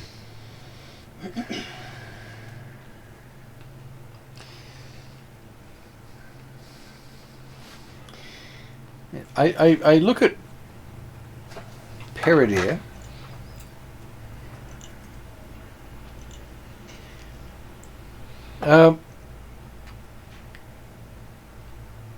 What was the questions we were most needing to ask right at the moment, Mr. Specialist on the ground? Well, Your Highness, you state that the gentleman in question had been sponsored by your house to enter this great school of magic and has been accused of having ties and connections to Alphasia. That is correct. Do you have any response or knowledge of the validity of these accusations? Well, he was one of 3 travellers from Alfheim who came with papers from Llewellyn's mother stating that they were here to study the School of Magic as part of their arcane studies for their Alfheim traditions. And they had requested permission to study at the Great School. And did you have much interaction with the gentleman before and or after he entered the school? I met him. He seemed to be older than the other students, but that was not something too unusual for elves. Elves have a habit of reinventing themselves every 100 years or so they don't get bored. Would you be surprised if the accusations of connections with Alphasia were proven correct? It would be, because the paperwork did say that he had grown up in Alfheim. and he had not left that nation during that time. I did not really suspect him of any wrongdoing, and I said that as long as he didn't embarrass us, I was more than happy to provide sponsorship while he was here, as long as he would keep me informed of his progress. And if he wasn't progressing in the school, then I would see to either his tutelage or his expulsion. And did he keep you informed? Was he at the school long? He was at the school for about 10, 15 years. Hmm. He was still going through his second year of studies. Okay. We spent 10 years going through his first year of studies to get it right. Nothing but And perfection. Were you happy with his rate of progress? I was happy.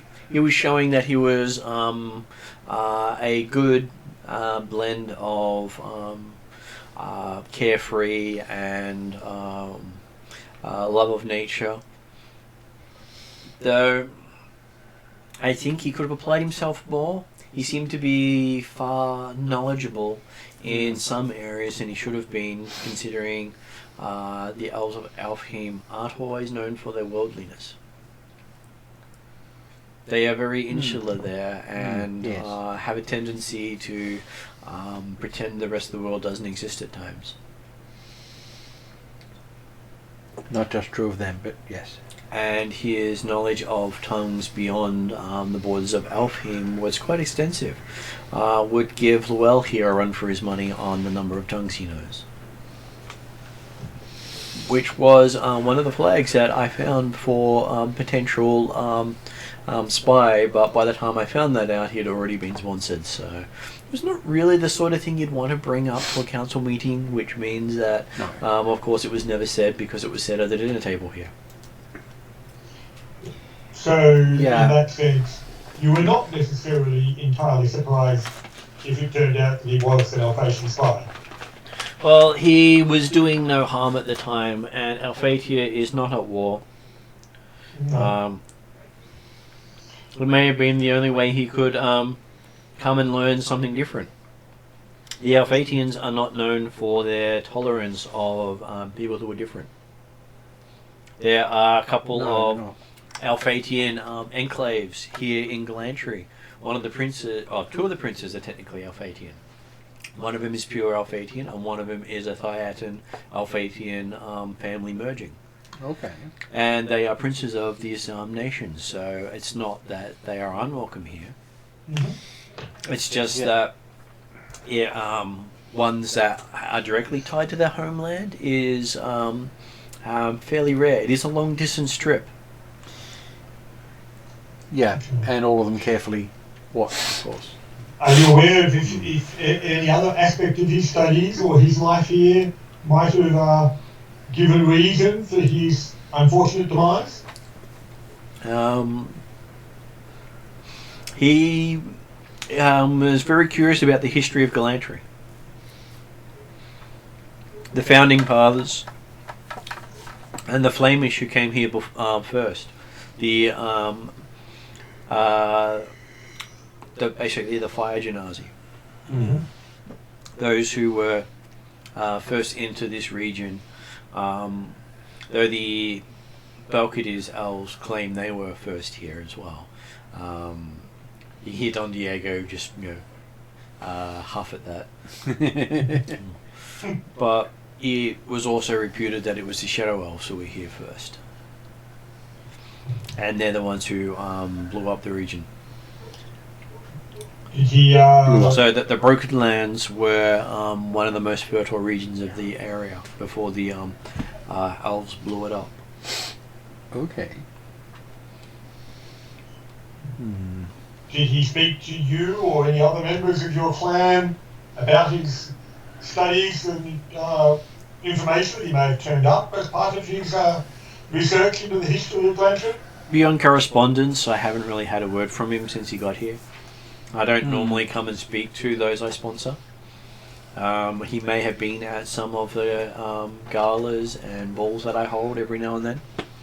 And he has no residence in my principality. So he doesn't actually come and stay, but he has been in this school for 15 years as a student. Okay. And as such, he has looked after other members of my family who have come and studied.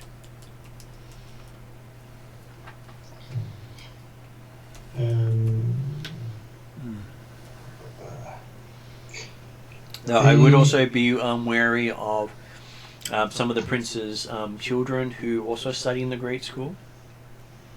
A 5 or 6 year old human with access to arcane spells can Yes, be quite scary. horrifying when you realize cause and consequence have no meaning. But then the same can be said for an elf with access to that level of spell, because they've been around humans so much that cause and consequence Some also things have stick. little meaning. Well, yes. I've grown up amongst humans and dealing with the fact that while short-lived, they are extremely active and very creative. Yeah. So always worth the time to treat them fairly. At least they Well, it's always- overrun you. It's always worthwhile doing that anyway. As your ancestors found out after your war with Atruaghin. Yes, well. The fact that your father made treaties with people who killed your older brother. I'm going to have to ask him about that. And his father, who was a clan head at a time.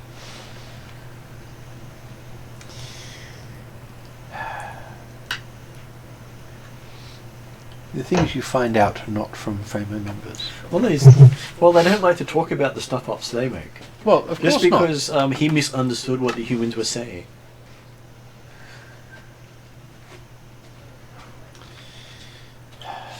When the elves attack first, they write that out of history. Doesn't everybody? No, the humans.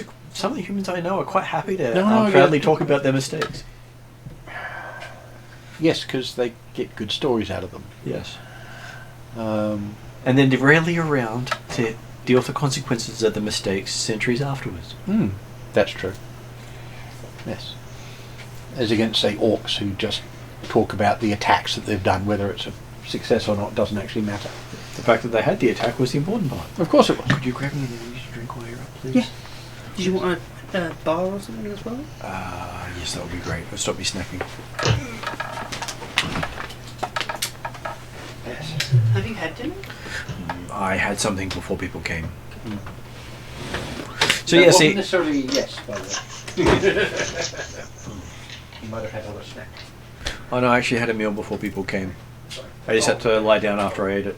So yes, she does say that she has memories of things that your father had told her. Apparently, she was also one of the ones he was courting. Talking to Penedy. No, talking No, to Llewell. Talking to Llewell. Yeah. Okay, that's good. 'Cause the way you appeared to be looking up and away, I was thinking, hang on, is that talk to me? Everyone else had wandered to the kitchen at that point. I did realise that when I looked, hang on, yep, there's no one around the table at the moment. So, and she looks at Llewell and says, I'm sure your people understand, having taken over the area where the Elves of Darkness once resided.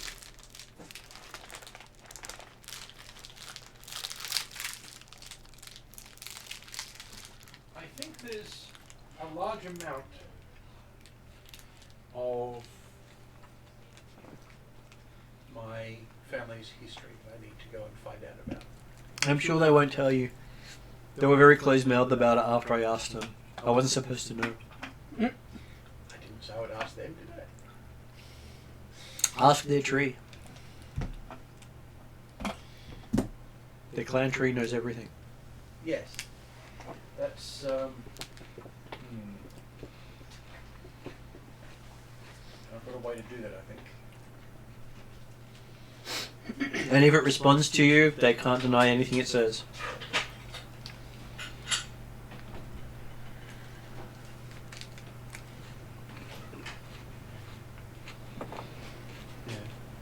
I do have a marker of the guardians of the tree. That may or may not be enough to. You're also sponsored by the tree itself. You are a warlock of Ilsendal, aren't you? Yes. Ilsendal is a gateway to the tree. Very good point. Every tree is part of Ilsendal.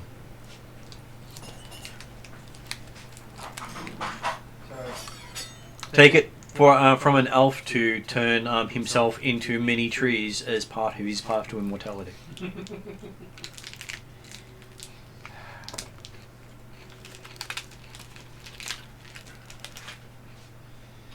So conceptually, I've actually got multiple paths to go to at this point.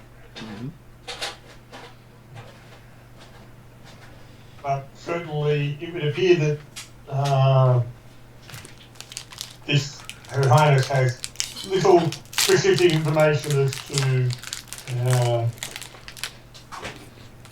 the investigation itself.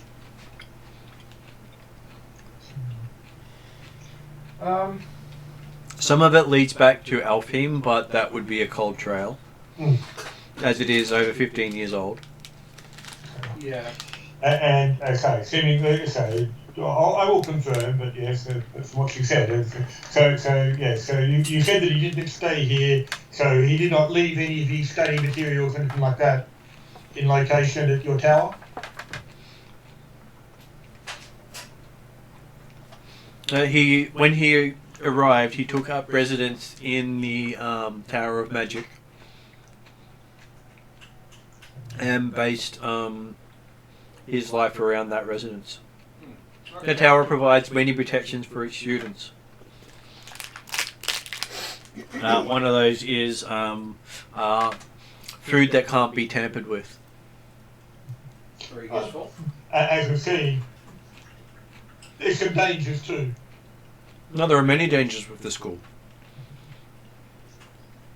One of the dangers is knowledge. Yes. Just because you learn something doesn't mean it's good for you to learn it. Such as this dinner conversation has obviously taught Llewell many things about his family he didn't know beforehand. Yes. Knowledge gained is never wasted. Whereas Title apparently has a lot left to learn, especially based on the story I read.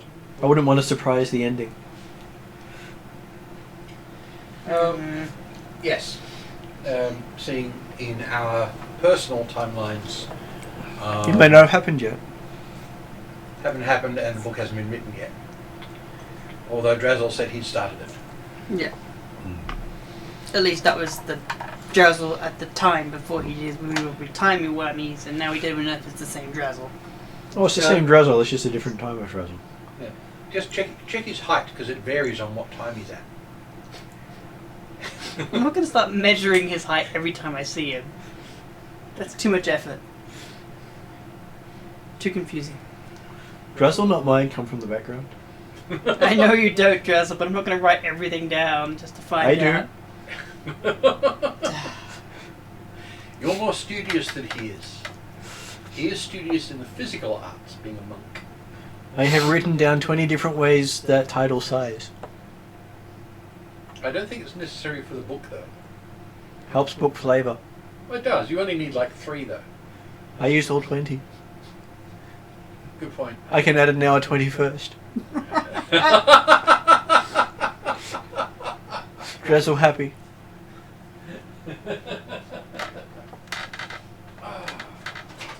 Oh dear.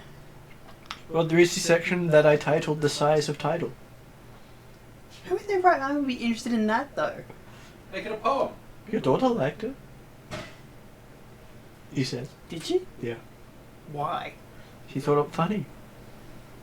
Well, it depends when he presented it to her. If she was like 3 at the time. Yeah, but had she met me at this point? Yes. Right. So she has some sort of relevance behind it at least. Because I'm guessing if there's anyone else, it'd be quite boring reading about how someone can sigh 20 different ways. Or 21. Apparently it was accurate. Well, I wouldn't put that past you, Tidal. You tend to be fairly accurate in your writings. Why did you call him Tidal? What did I say? You said Tidal. Did I? We're talking to Drazzle. Oh, sorry, this whole time thing is confusing the hell out of me. For all I know, I could be Drazzle. Well, yes. Drazzle like idea, Drazzle changed title. Drazzle swap her title for next month. This is a terrible idea, Drazzle. Drazzle now title, so title should talk to self. As Drazzle, not as title. Maybe title refer himself in third party. Yeah, I'm gonna shut up now. Should that not be Drazzle now shut up now? No. Or should that be title now shut Drazzle up now? No, Drazzle, stop that, or you'll mess up the book title. You haven't messed up the actual title already. Yes. At least just for today. Title always working progress. As is title. Mm.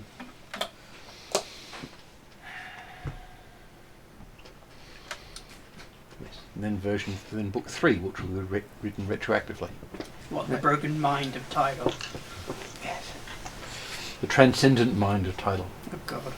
No, that's when you actually understand Drazzle. Level 20 achievement. See, that would be a book people would want to buy. Understanding Drazzle. He read book, he liked book. He I know. did well with book, he said. Yeah, it wasn't very long, it said, don't try. Don't try. I should write that, it'd be a bestseller. You had grey hair at time. Don't I grow to be like 160 or something as a Genazi? Yeah. No, you were about 400 at time. Remember, you're a monk. Oh, that's right. We have the elongated magical life thingies, Yes. blah de blah. You're level 18 or level 20, something or other. You Yeah. Plus touched by a god. basic. Wait. By level 20, we're all going to get touched by a god, to some extent or another. I suspect it's happening a lot earlier than that. Quite probably. Some say curse, some say blessing.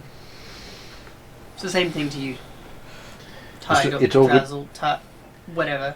It's all good for his books Yeah. and his stories. He likes stories. He collects stories too. Oh, we know.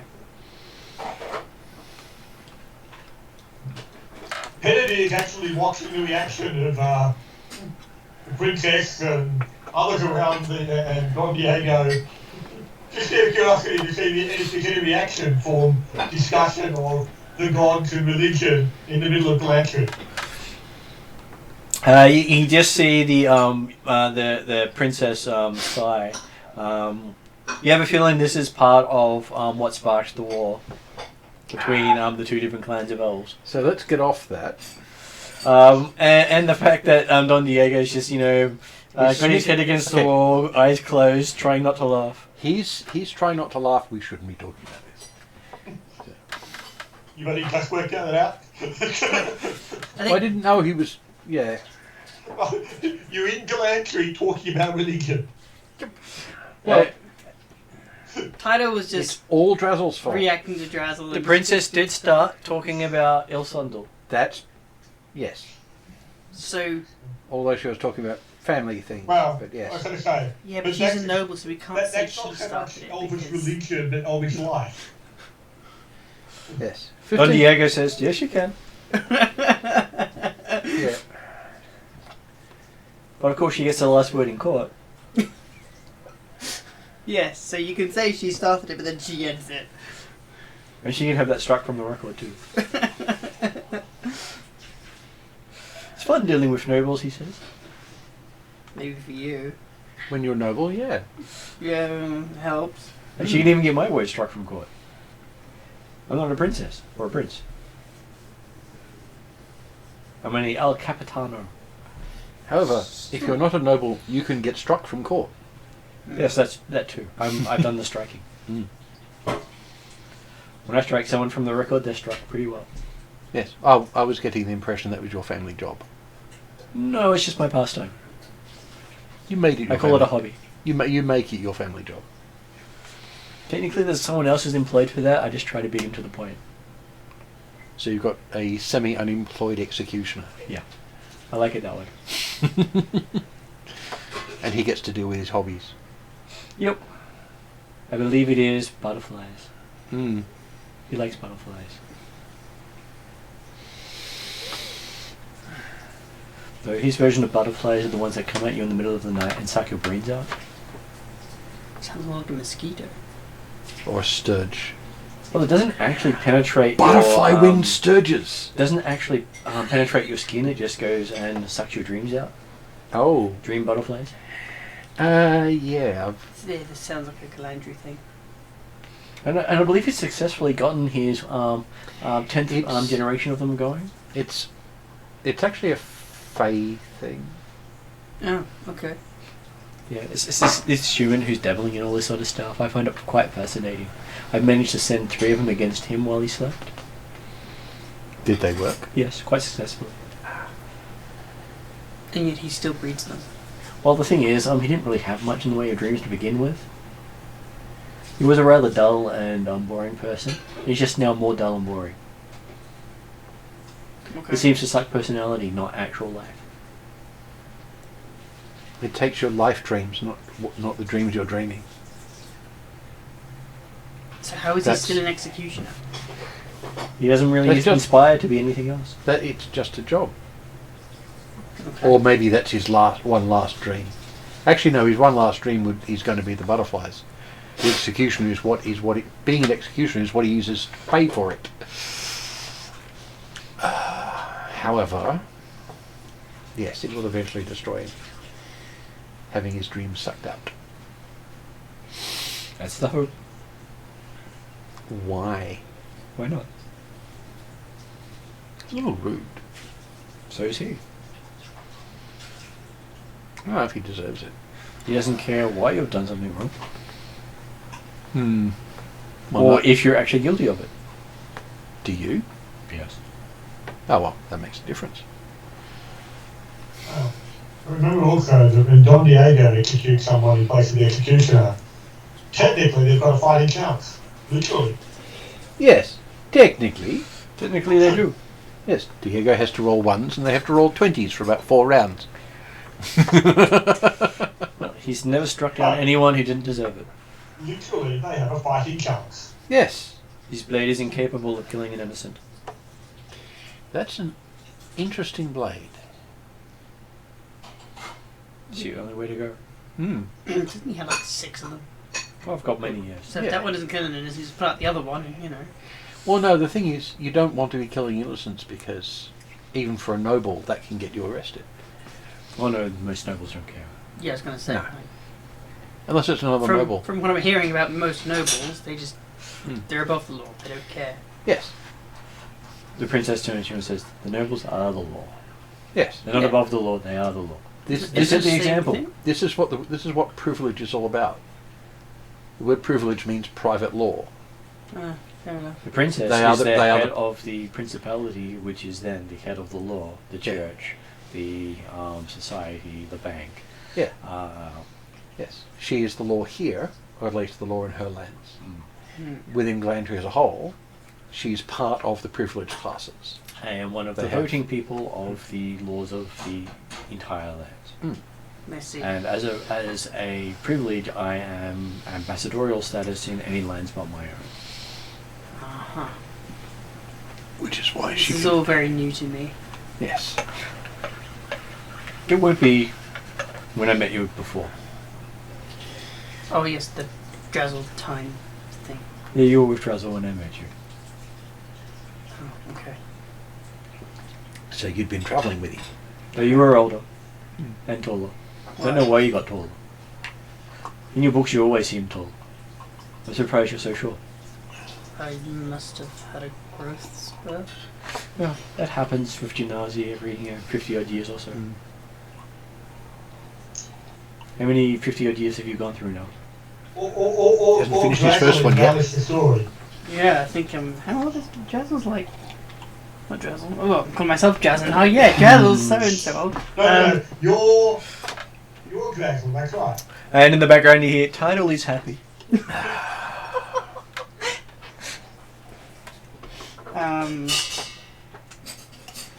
What page is it? Not on this one, it's on my other sheet, but he actually put his age. You're nowhere near 50. No.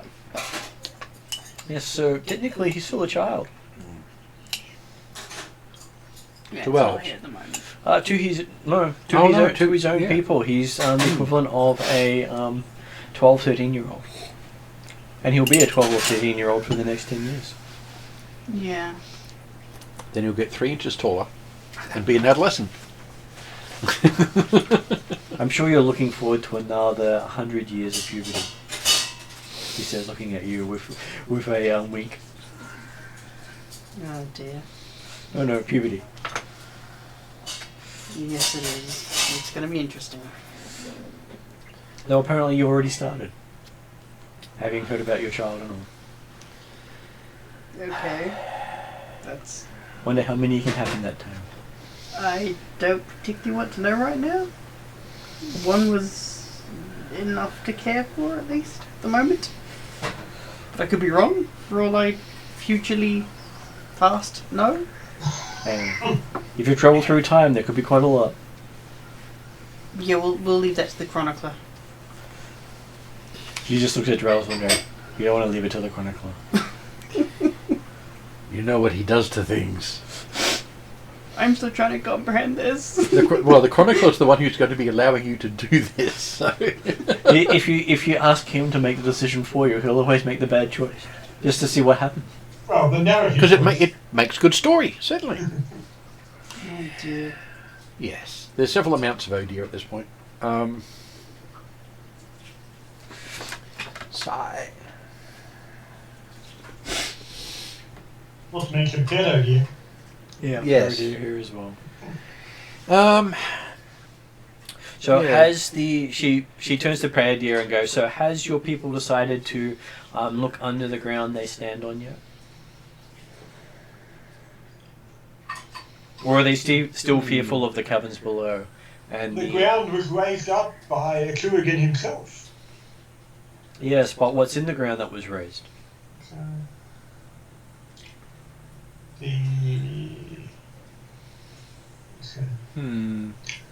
well, you suggest that it's potentially or appropriate for us to investigate, and yet when we do, you get scared about what we find. Well, I am worried about what you find because rumor sort of says that's where the Shadow Elves went to. Well, but that's what we just said. That Yeah, the coffin that was presented that you were so scared of, and it's part of the investigations under the ground. Yeah, but it's not part of the investigation we're doing at the moment. No. Because last year knew the people of the Earth didn't actually want to go into the Earth. 24. No. There it is. He's giving up a lot.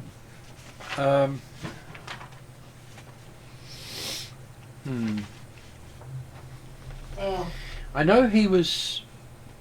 That's right. She has not read of any Atruaghin who love leaving the sun. They all like being in above ground open air. Yes, on top of a mountain. That was created for a reason. Yes. It's where Atruaghin blessed our presence. So, And put you on top of a table so you couldn't get to anyone else. And so that you can be on your own. Yes, you gotta love gods who move worlds. Particularly if they do it without permission. Yeah. I've never seen a god who asks. And I think that's one of the things that makes them gods, really. They do stuff, and She sort of looks at Drowsel and saying, maybe he's one in training. I would not deny that idea out of hand. But at least he doesn't currently have wings, so that's a good sign. Yet. Yeah, I don't want to think about that too much. Yeah. Well, there are ways and means to do that too.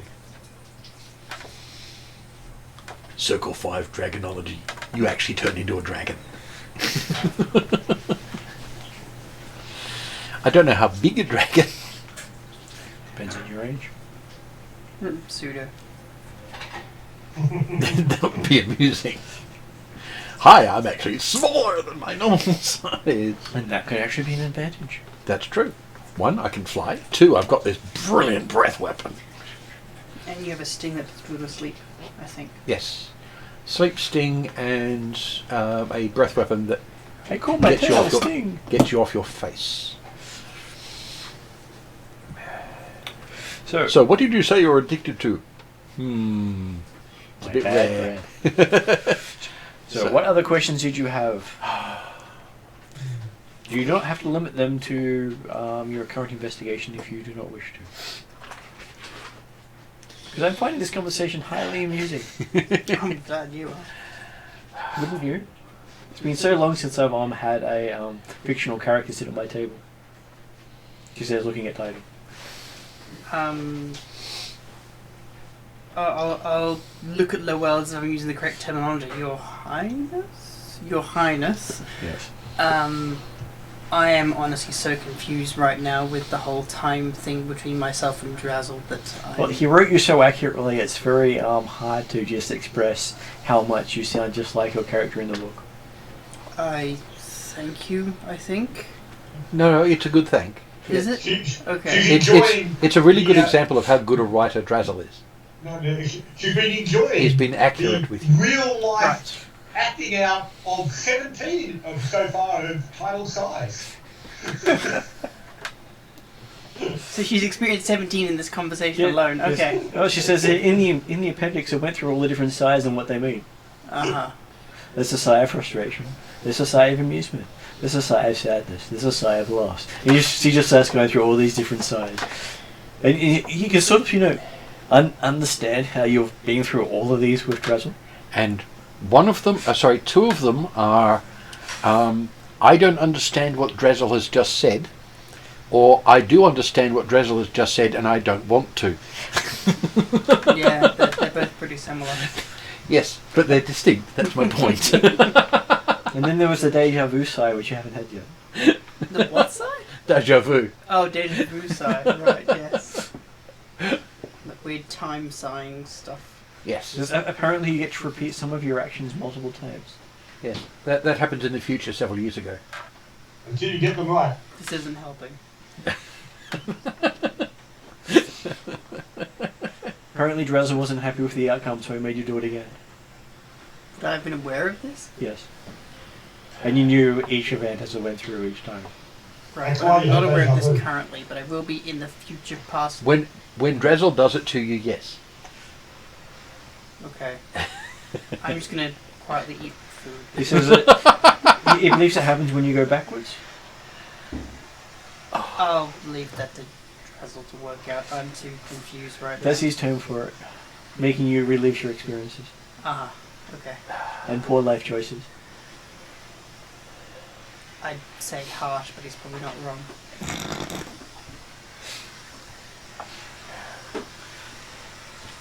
Yes. Number 1, bad life choice. Being willing to stay around Drazzle.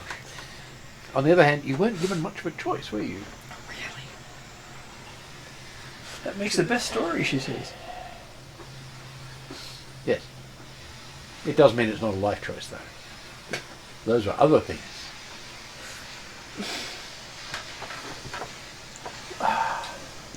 Apparently meeting your daughter was one of those times. Well, at least she's okay, Oh, I you're not guess. wrong. Well, that depends on how you meet her. The says, yeah, one of those times you need more practice to get it right. Okay. I think she only killed you in one of those times. Pardon? Well, that's okay, you'll find out, she said. I look at Drazzle Now remember, it's recoverable. and kind of... Drazzle calls out poor life choice.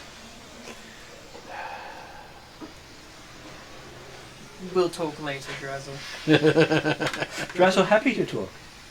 But are you referring to Drazzle as Drazzle or Drazzle as title? And the title talks Whatever about I am right now in this future current tense with you. I'm going to refill his drink. I'm not going to get a servant to do it. I'm going to refill his drink. Okay, so now that we've dealt with the fictional character at the table, And how fictional he thinks he is. oh, I'm sure he's only written that way. She says, giving him a wink. No one can be that confused all the time. Makes an interesting hero, though. Well, it means exposition becomes easy to do. Spends half the story describing everything. Exactly. I wonder what X is. Spends 4 lines describing X. Yeah. It's a writing technique. Title isn't usually that confused. I'm glad you played it up for the meeting. So much like his character. Oh, So- when it comes to time and Drazzle, everyone's confused. So, what does Llewell want to know? What's at Llewell's heart?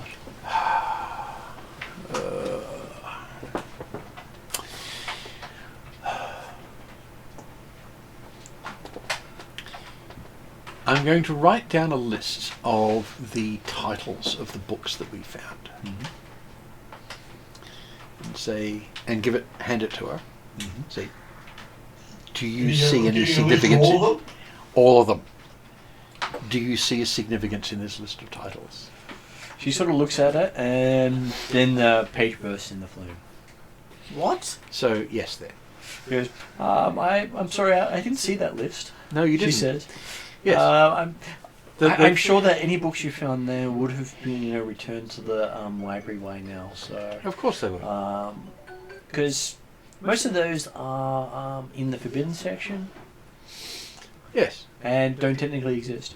And some of them, I get the impression, are beyond forgiven. Beyond forbidden. Well, sorry. Yeah, some of those are considered. Well, one of those is missing from my collection, but of course it's been missing for long enough. I don't really care. That was if it was one of the books I thought it was. She says, just pondering theoretically. Yes. Conjecture. It's all conjecture. The sort of things somebody would want to look at if they were not being forthright. So if they were, of an advanced, That wasn't a book on Nolby's botany, was it? if they were an advanced wizard of some sort who was not a really student material, but was more of the Lord the Prince material, someone who had graduated and was looking to, say, get their own tower or principality, that would probably be the sort of books they would want to have access to. Whereas someone of, say, the Prince's Library might have maybe 2 or 3 of those books in their collection. Or, say, were they the headmaster of the tower, may actually have all those books in their collection, but would not actually have, lend them out to people. Or make them available to anyone to look at the spines of, or anything of the kind. Or even wouldn't allow people to think about them very much. Well, technically the knowledge isn't illegal. Technically. Talking about said knowledge, no, that's completely Differently. different. Yes. So, theoretically, those books would be very much beyond your diplomatic immunity. Even returning them to the School of Magic would be beyond your immunity levels. Yeah. I get the impression it would be not something you would want to deal with, necessarily. I have no tower in here, and I seem to be heading back to my lands tonight, so I'd be unable to tell anyone about this conversation for maybe about a week or 2. I'm sure Don Diego wouldn't mind, going for a trip to Irwin for a little while, she says, looking over at Don Diego. I'm sure he would be able to escort a princess to her tower. I'm very much sure he should. To be polite. He just sighs to be and a goes, gentleman. I say, look, catching his eye. He just sighs with the, and a gentleman I am, hey, and I shall return to my encampment before putting me in my own report, which will take me another week.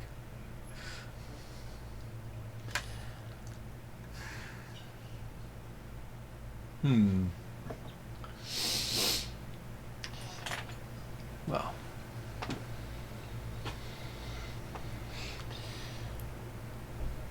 So she says you have at least That long? probably maybe about 8 to 10 days head start before someone comes asking questions about stuff you shouldn't know about. And obviously don't know anything about. well, things we don't know about, but possibly could, and are going to get questioned about. Whatever. Yes. Because if they don't put in the report and it's found out, then they're in trouble. Then they're in trouble.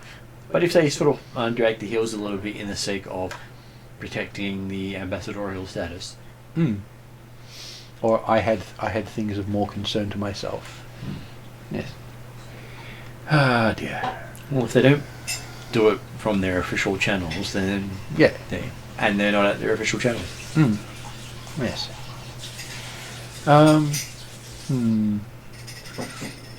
Whereas Yes. Princess Carlatina is not so forgiving.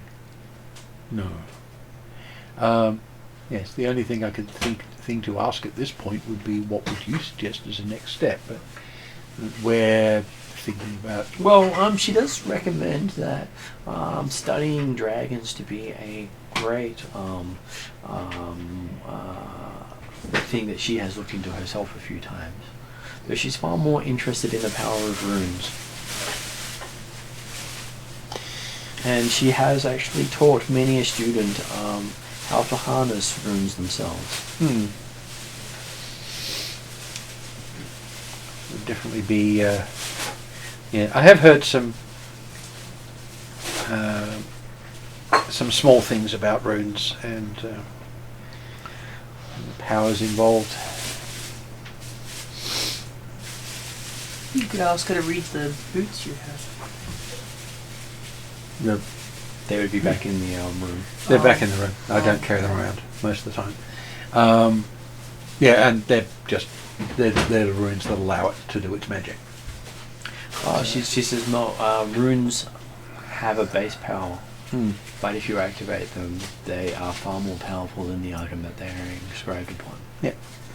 A true rune will provide a small magical bonus while it's inactive. And that is a very small bonus compared to what it can actually do. Yes, I'm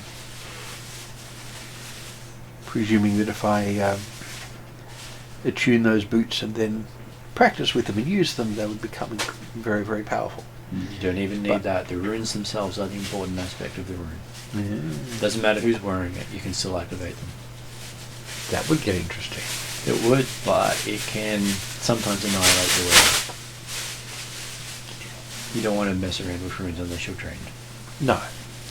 They are not. They are a separate thing to magic. The power of runes is the power of the name of creation. Yes. Yes, that. Dragons, giants, elves, and dwarves all argue over the actual runes. Yeah. Well, I don't have any investment in the origin of the runes. The runes themselves is what is of interest. Well, depending on who made the rune, is exactly how much power it has.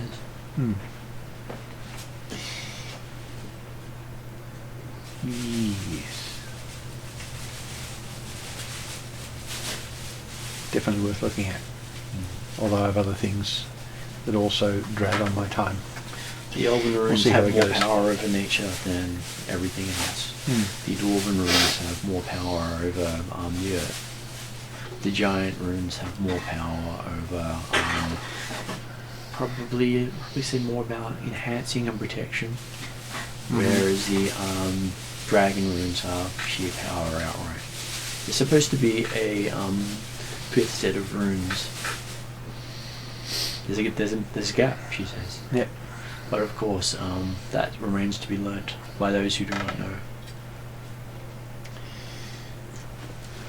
There is always fire to everything in this world.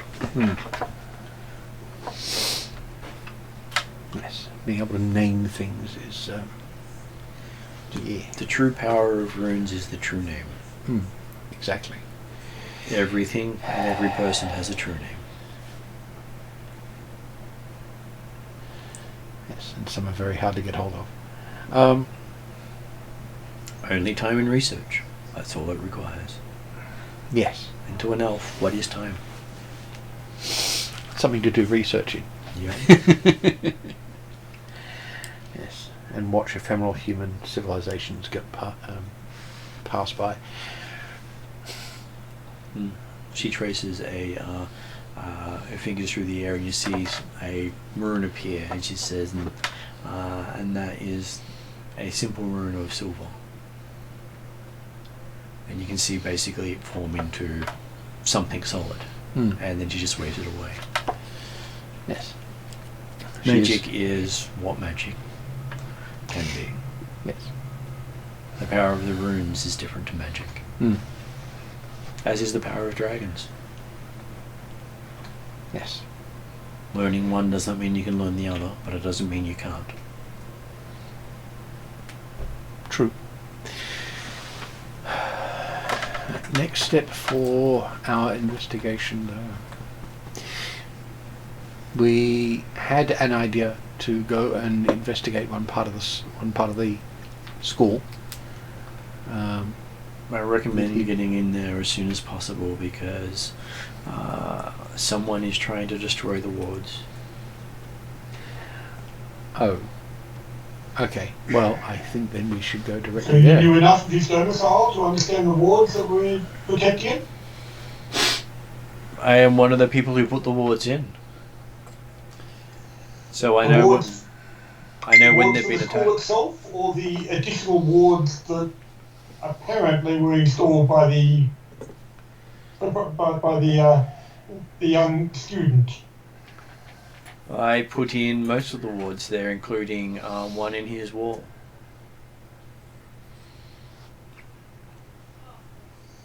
Is that the concealing rune?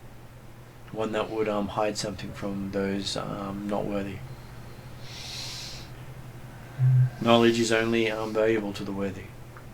Yes. Do many of the students' dormitories contain such a compartment? No. No, I really do get the impression that thing is pretty unique. But sponsorship has its advantage, she says. Yes. I'm sure every sponsor has their own touch on each of their students' quarters. And yet you did not pay much attention to your sponsee's studies, but were prepared to assist in creation of a location in which you might store private things. It's either that or have students who outgrow him bully him. He does take 10 years of life to match that of a human. And those who he studies with 1 year will graduate many years ahead of him while he is still staying in that level. And humans are not known for their gracefulness over time. A most gracious and generous No. sponsor you are. Yes. And all elves have some form of hiding for their works and their natures, so things are not always as they seem. The last thing you wish is for a argument to break out because you've got your notes from the previous year available to you, or the previous 10 years on the same class, whereas they're all studying it for the first time. Mm-hmm. And it was meant for his study material and experiments to be kept out of the eyes of those who would abuse it. Humans are so quick to take what is done before and run with it instead of learning it themselves. They leap ahead rather than mastering what's already there. So it was a hidey hole for his studies. Yes, which he used But he for finds exactly much. that purpose. Although some of his studies were more to do with what he was actually in the school for, rather than his school studies. The school has many things it teaches. Yes. One of them is apparently theoretically getting hold of things he shouldn't. Technically, there is nothing illegal in the school to study. Technically. And that by the school charter, there is no illegal form of magic to study. It's practicing that has the legalities, not studying Yes. it. So you could theoretically study clerical devotion as a part of your studies as long as you did not practice it there. And particularly don't practice it outside. And Studying it outside the school has a different repercussion. Studying it Yes. inside the school, you're perfectly legal to study any form of magic. yes, just don't ever heal anybody. It is amazing what technicalities do for people, but that is what we live on. Yes, that's true. And it was intentionally put forward that in the school there is no form of magic to learn that is illegal. Learning all magic is legal. Yes. Well, There is, As I however, said, certain aspects of history which might be... There's no such thing as bad knowledge. Yes, there is, however, some aspects of history which may be Redacted. looked upon badly if it were found out that you knew it. Well, the gods have redacted history twice. Yes, I've seen some of the stuff that was left behind after one of them. They're not perfect, which is great to know. The Nithians. Yes, they were redacted, as was Blackmore. Yes. Yet the fact we know the name means they were not perfect. Yes, and apparently some Nithians still exist. Sort of. She sorry, crosses over. descendants of Nithians. Well, descendants of Nethians do exist. You will find some of them in Moldavia. Yes. And you'll find some of them in Darrakan. Your people warred with them. You'll find some of them in Karamikos. And you'll find some of them in Yalarum. And that's where you'll find the majority of the descendants of Nithia. Though you will also find them in Alphatia. Yes. They have a country there called Thothia, Hmm. which actually practice runic magic very much like my own. But with a different bend. Mm-hmm. They follow the Nithian path. Yeah. Before corruption. Which is why they're allowed to maintain existence. Don't know why, because every other form of that magic was eradicated from the world. Where we found what we found actually was basically the same place we found the coffer over there on the sideboard. There was a lot of Nithian writing, which may give them a lot of information, which may of course also lead to them being suppressed again. And there is a link from Nithia to the Oltecs to the Azkans, and they all share the same language. That's an interesting one. Because their languages are built off a very similar structure. Which explains why there's Nithian writings in a temple to Atruaghin. And the prayer deer here is a descendant of the Oltecs, not the Nithians specifically. Yes, one of the other peoples.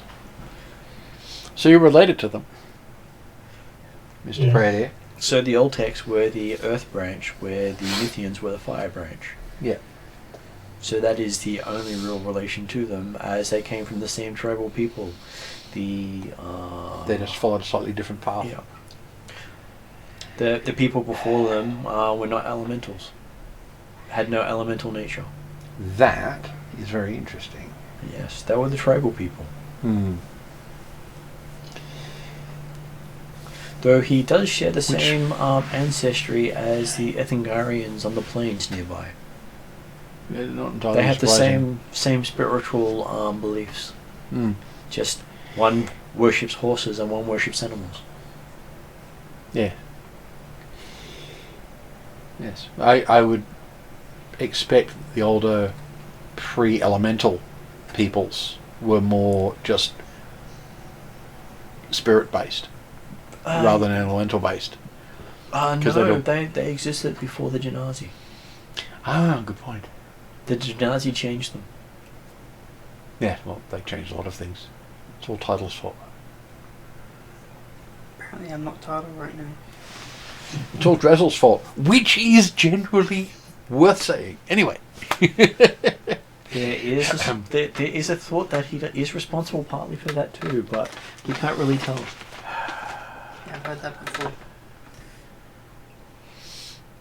He shows up more places in history than any other time traveler we've ever read about. It's 'cause There are people other like ones. I'm pretty Of course sure there are in other the ones. past, Drazzle was probably the name of a curse or something. Like, damn Drazzle. Well, he he shows up if you read history. The more often you read history, he'll show up in books you've read before that he wasn't there previously. So he's... So he's actively changing history as he goes past. And you don't notice the changes until you read the history books. No. Which... Well, most of his changes are relatively minor. Well, I've got paintings Or I've local. grown up with my entire life that I know he's in, but he wasn't in. But he's always been. Yeah. Oh, Yes. yeah. Oh, yeah. But I know him not being in it and in it at the same time. Now, you figure that one out. Yeah. No, we've already met a shop which hadn't been there the day before, but had always been in that location through our entire lifespan. And after we left, wasn't there afterwards, and had never been there, despite us having bought something from it. Yeah. And if you had looked back through and spoken to management, Yes. there might have been a guy sitting over in the corner there, named Tyler. Don't know what you're talking about. That explains the tidal forces of history. There is a book called that. Drizzle wrote it. Of course he did. I haven't got a copy of it anymore. I lost it centuries ago. No, I'm sure he can time travel and get it back. I don't time travel. That's just crazy talk. Tidal can, or Drazzle can. Whichever person is currently being. I've never seen anyone successfully do it. I've seen the after effects of it. Uh-huh. Actually, what Drowser could do is find out where it had actually gone from and then tell you. Or he'll go back and get it so he makes it disappear from that point in history and appear at this point in history. Which is why you couldn't find it in the meantime, because it didn't exist. That's very much what has happened with many things he's done over time. That sounds like Drazzle. I mean Tidal. I mean whoever this is. Him over there in the corner rather than him sitting here at the table. Is this where I ask who am I? You are Drizzle. You hear this voiceover. It says so right here. 22. You are Drizzle 22. No. I meant 22nd Psi. Oh no, that sign's already been accounted for. What? It was you mean six- the annoyance that time travelling Psi exists? Yes. Well, no, it's the same as generic annoyance at Drazzle. So it's 16.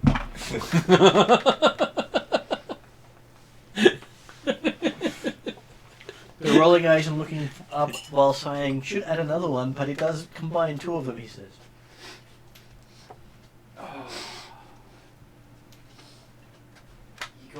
Now you can make phrases out of them. Now you start talk more like Drizzle. We don't even know how to. You do have the secret psi communication from the future. God. Okay. Well, that's good to know, I think. I'm not sure. I'm still working it out, but maybe. I'm sure my daughter speaks it fluently by the time I get there, or she gets here, or whatever weird direction I'm going. So we can follow the signposts. But follow the signposts. Yeah, exactly. Thanks, time, dads.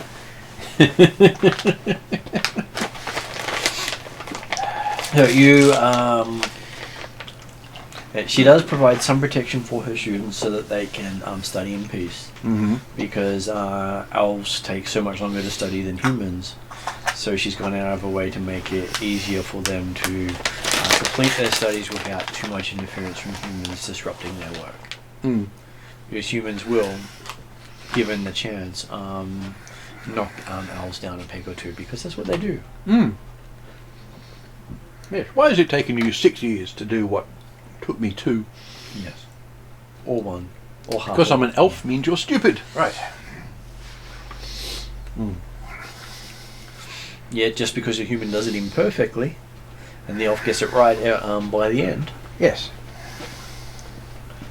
And even if they do get it correct, they sometimes want to perfect it before they move on. Mm. So, do you want to ask anything else about past, present, or future? Or anything we should be doing immediately. Okay. Helen is happy enough with the information he's received.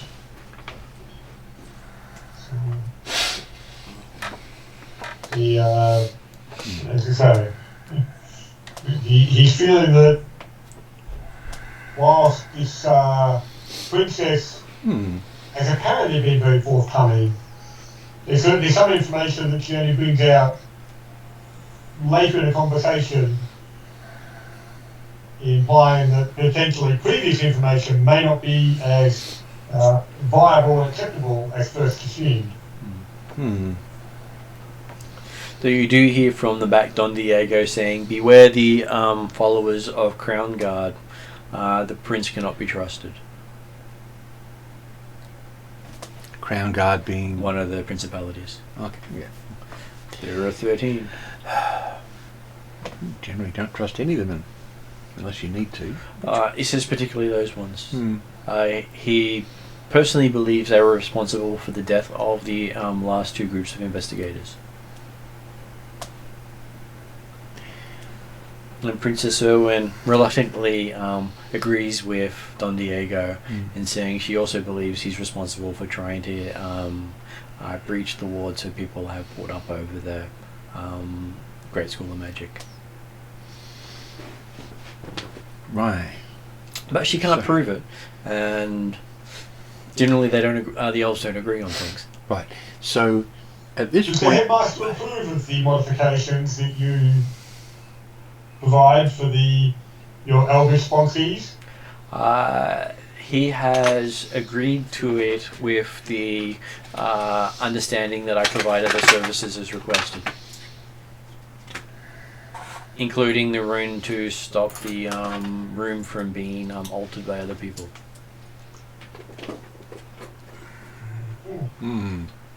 right. So generally, at this point, we go into normal PC mode, which is we go and do investigation things, and then we act as bait for anyone trying to stop us.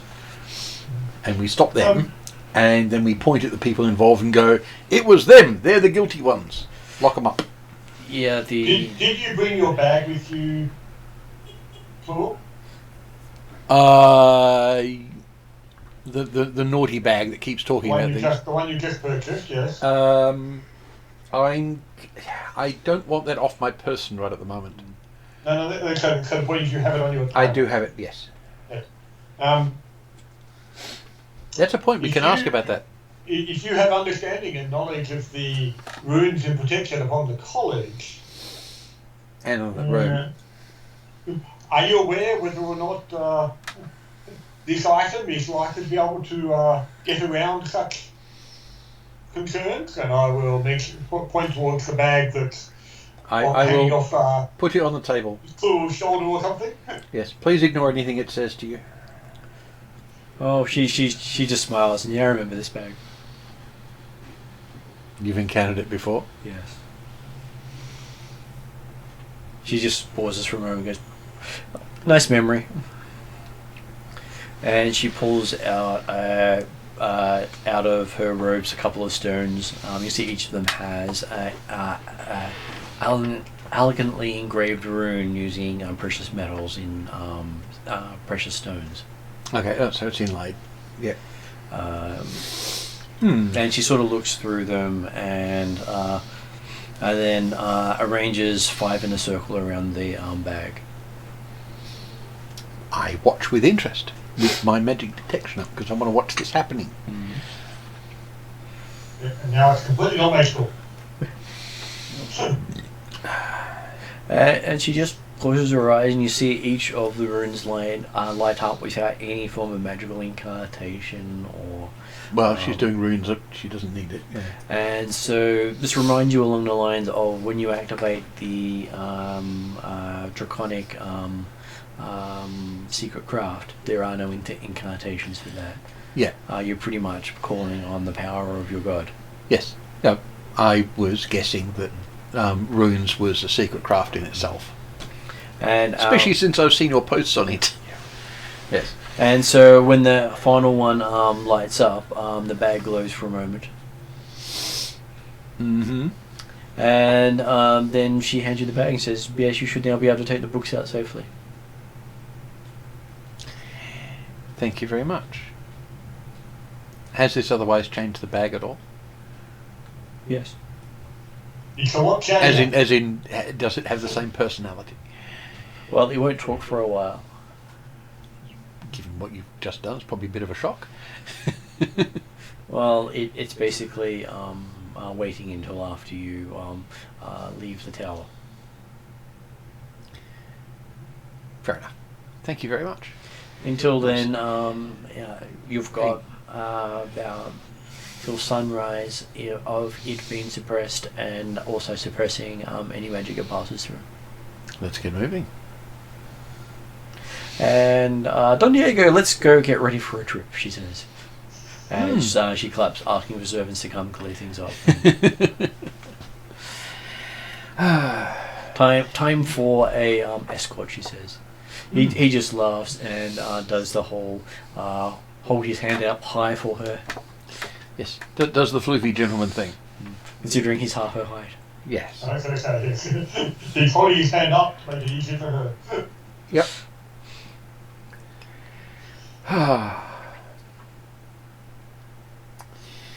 Yes. Well, I give the proper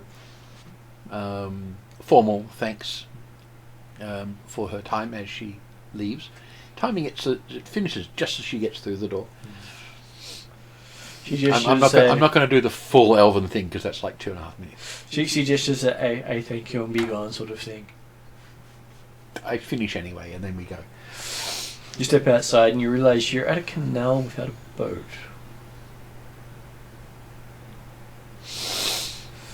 I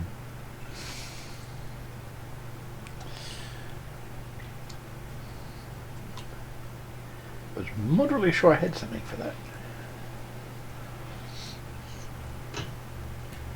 Come on, character sheet. Damn.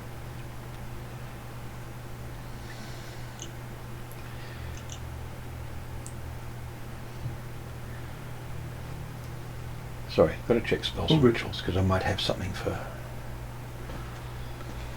It is Blanchery. It's where you show off. Yes. Well, only if you have the right magic. Only if you have the right magic. Yes. Well, you are a water genasi. Yeah, but it's the type where it comes from. People go, that magic doesn't look right. Well, if you can freeze the surface of the water, Technically, yes. would it work enough for us to walk across the canal? You can walk on Yes, water. but I don't want to I was risk going to it. say, I think you've got a lot of water to try and freeze. That's true. Even though I'm accepted as a Genasi here, I feel like for some reason they'd accuse me of using the wrong magic, so Quite I'm not going probably. to do it. Or might ask you, where's your license? Yes. Or that, you know. And if I say I'm a Genasi, they'll go, well, screw you, that's not how it works. Yes.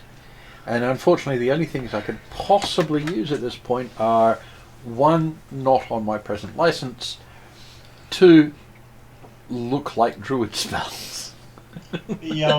So Because they're elf spells. in Glantry, Yep. there's no gondola taxi service type options, are there? There are some really nice, posh, expensive ones just sitting right near the doorway where you are. No. The equivalent of a year's wages of a local to just take it from one location to another.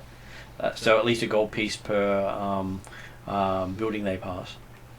Is it illegal to swim here? No, but there are things in the canals Oh.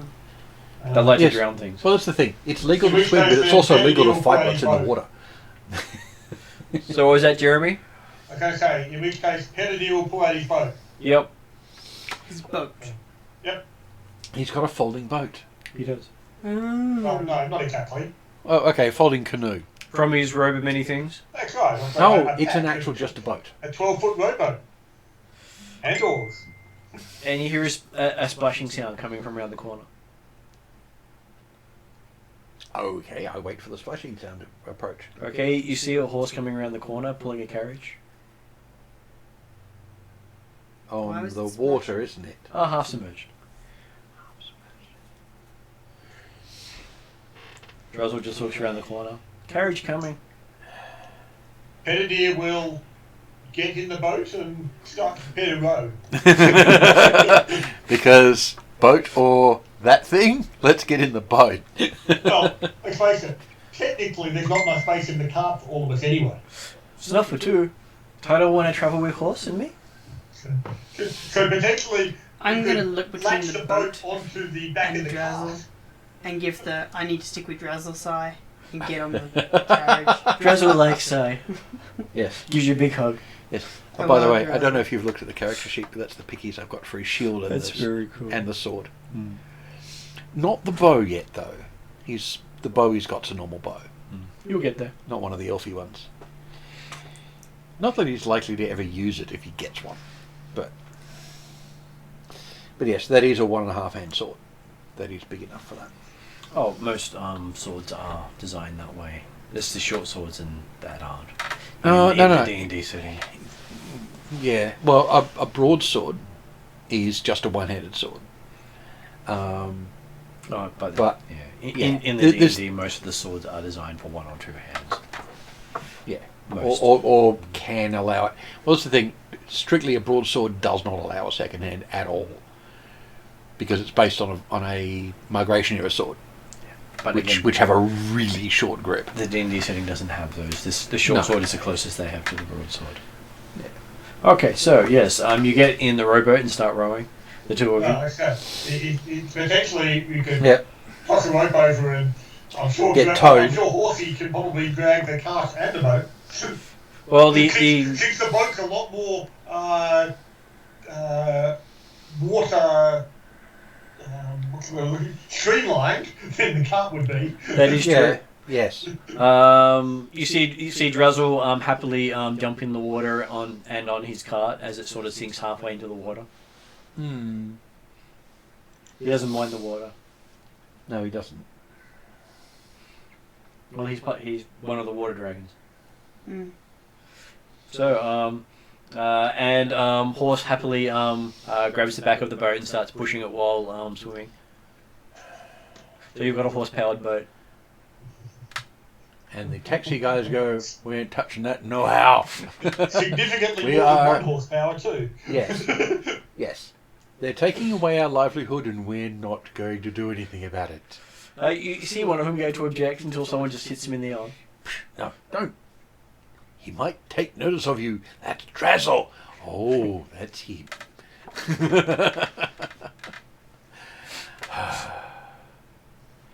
He's not 7 foot tall. No, he's 8.5. Well, it was the last time he saw him. Yeah. I thought he was bigger in the stories. Okay, so yes, you are pushed back to the Princess's Tower. The Princess's Tower. Yeah, because where were you heading from here? As in where, sorry, the other elf Princess's Tower. Yes. Yeah. Yep. Because I believe you're getting other stuff as well. We're getting our stuff from our rooms, the stuff we weren't carrying to the Wood Elves. So, our normal adventuring kit. And then off to the school. Mm-hmm. Which being the next bit. And there's this grinding sound on the pebbles behind you as Horse pulls carriage out onto the... Yep. So Penadier will deliberately tie the boat off on the near a dock or something somewhere. Yes. Drazzle turns to Prady and says, "Want me to tie a cart?" We'll work out For the the- next trip. Yeah, And for yes, when we get maybe back with our to, stuff. To tow the cart behind the Yes. tow boat behind cart behind horsey Yes. to the trip to the college. Yes. So it's just, I just saw something that would be absolutely amazing to watch being used, but none of us actually have the skill for it at the moment. This is on the artisan level equipment, which is this is the 5th ed SRD. One of the things you can get on something that's been sort of semi-magically skill leveled, slide. Once per turn, you can slide on a shield and increase your movement speed by 10 feet. If you use your shield to slide for extra distance, make a dex check or fall prone. Basically, you can do the Legolas, let's slide down some stairs on my shield. Yep. Okay, so yes, you reach the tower. Or just use it as a skateboard. You're able to collect your gear, Yes. and you head towards the college. Yes. Before anyone notices that Diego has disappeared. Yes.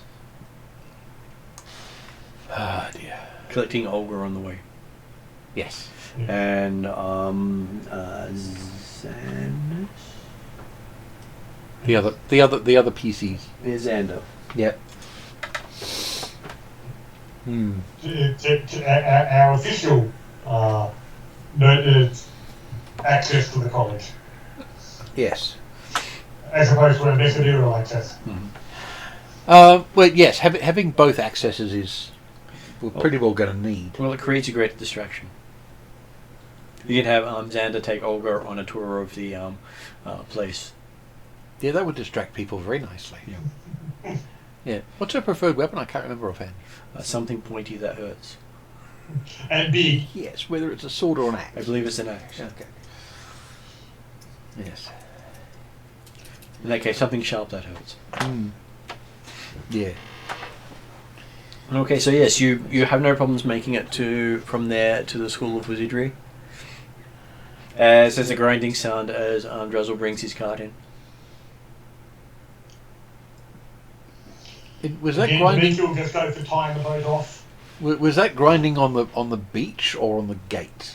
Oh, that was on the cobblestone Yep. walkways around it as it comes out of the water. Okay. So what you're doing is you're just arranging for the base of the tower to match the top of the tower Yep. after the entry that you brought in the first place. Yeah. And there are also slight little pocket marks all over the ground where horse has been walking. I'm going to studiously ignore them because it's horse. Okay, so Drazzle will wait with horse and catch up while you go investigate, he says. Thank you. Well, As he starts telling outlandish stories to his horse. About what Tyler's gotten up to recently. presumably absolutely none of which is correct. I know, it's all about how he was, calling himself Drazzle. So perfectly truthful, outrageous stories. The best time. And you see the horse have that look of, really? You sure? And basically the whole facial animation to the stories. And then look at Total every now and again with this sort of head to the side look at, you really did that? And then going back to Drazzle. Let's get out of view before this continues. If I am who I think I am, who thinks I'm not who I am, who isn't there yet. But you aren't yet who you will be, Or who you were. but will have been who you are in the past. If this keeps up, I'm going to stay on the caravan.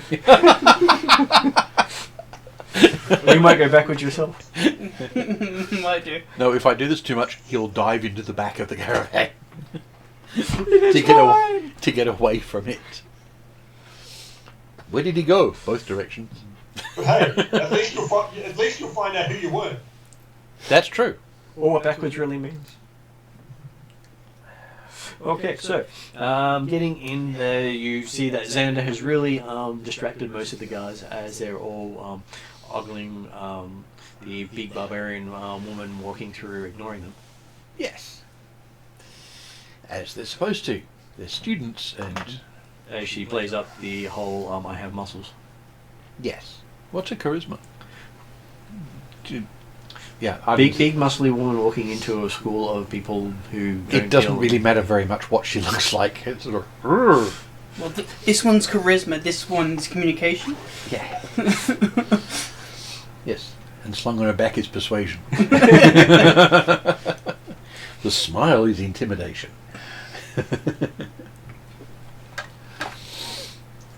You don't really want to mess with the fighter. No, well, that's sort of what they're for. Okay, so yes, getting the whole tour, and she just nods along to just about everything and says nothing. Doesn't have to.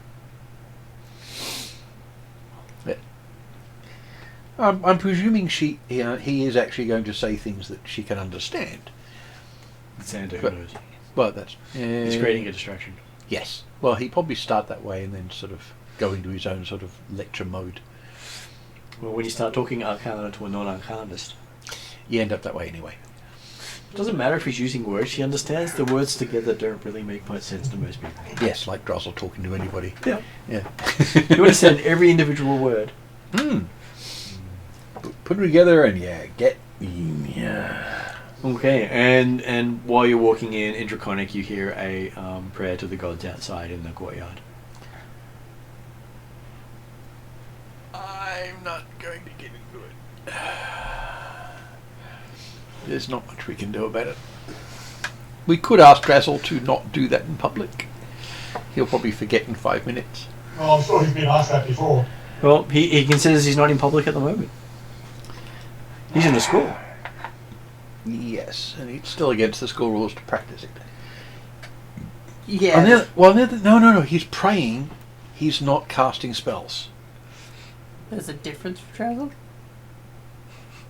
No, but legally there's a difference. Well, legally, the last time Drazzle did this huge cleric casting, preying on a humongous dragon destroying half the city in canals, no one gave two shits.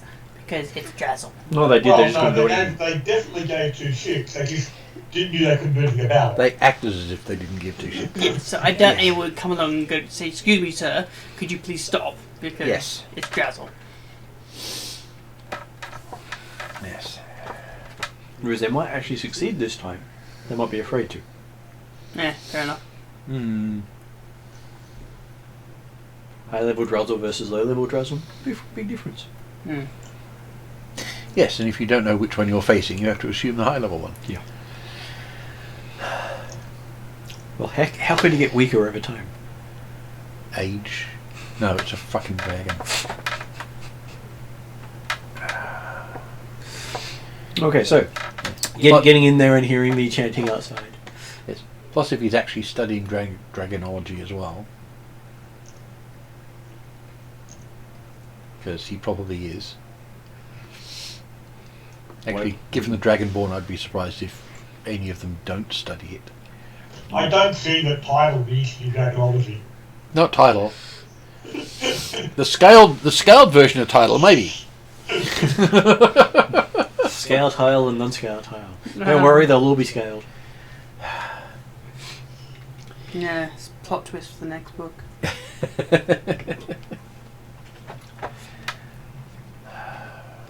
Where tides and Drazzle collide. Yeah.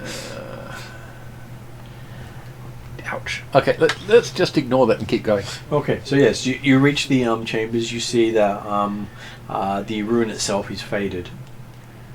Okay. Is there anyone there? There's not actually physically there at the present time? And you sure there was someone here recently? There is a burning sort of hellfire sort of smell in the area. Wasn't that us? This. Because last time we left, there was a burning smell. Yes, but that was normal burning smell. Oh, okay. This is someone using more than normal flame. Oh, okay. But the protective rune that the princess put on is faded. So we need to get this out of here now anyway. So, well, okay. So- Benedict is certainly going to have a good look around as we approach Yep. the hallway where the room was, and also the room itself as we approach down the hallway, etc. Just to confirm that there is apparently no one actually physically present at this stage. Well, Including importunate shadows. it looks as if the guards that were stationed here last time are gone, Mm-hmm. and all the light fittings along here have been turned off. Right. And there is a pile of ash on the floor at the base of the rune. Someone tried the rune and didn't do very well at it. How big a pile? Looks like. By the looks of things, it's you think it's the after effects of magic colliding? Not necessarily a pile of Students. big enough to fill an urn. More like the after effects of two lots of magic colliding. Yes. Yes. Maybe enough to fill a coffer. Possibly. Yeah. Yeah, not that one though. Oh, by the way, I did make sure to get that coffer before we left. That's good. And I'm going to keep it wrapped up because I don't want anyone looking at it. And I have noted down what it is, so I'll take care of that at some point. Amusingly, that fits into the lore of the Shadow Elves, what they do. What, capturing wood elves? Leaving magical items around that other people take And get trapped by. and Brilliant. Wonderful. It's the horror stories of them. Yeah. That's why they're the boogeyman.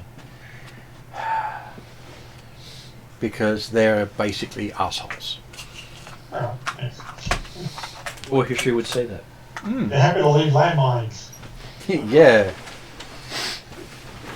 even after the war's over.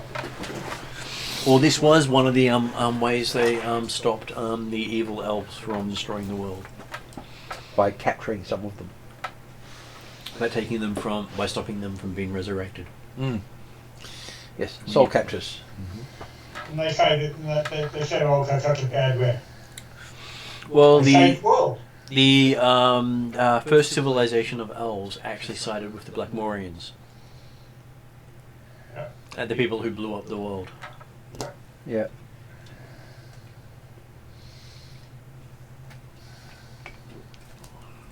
As I said, Shadow Elves have just got bad publicists.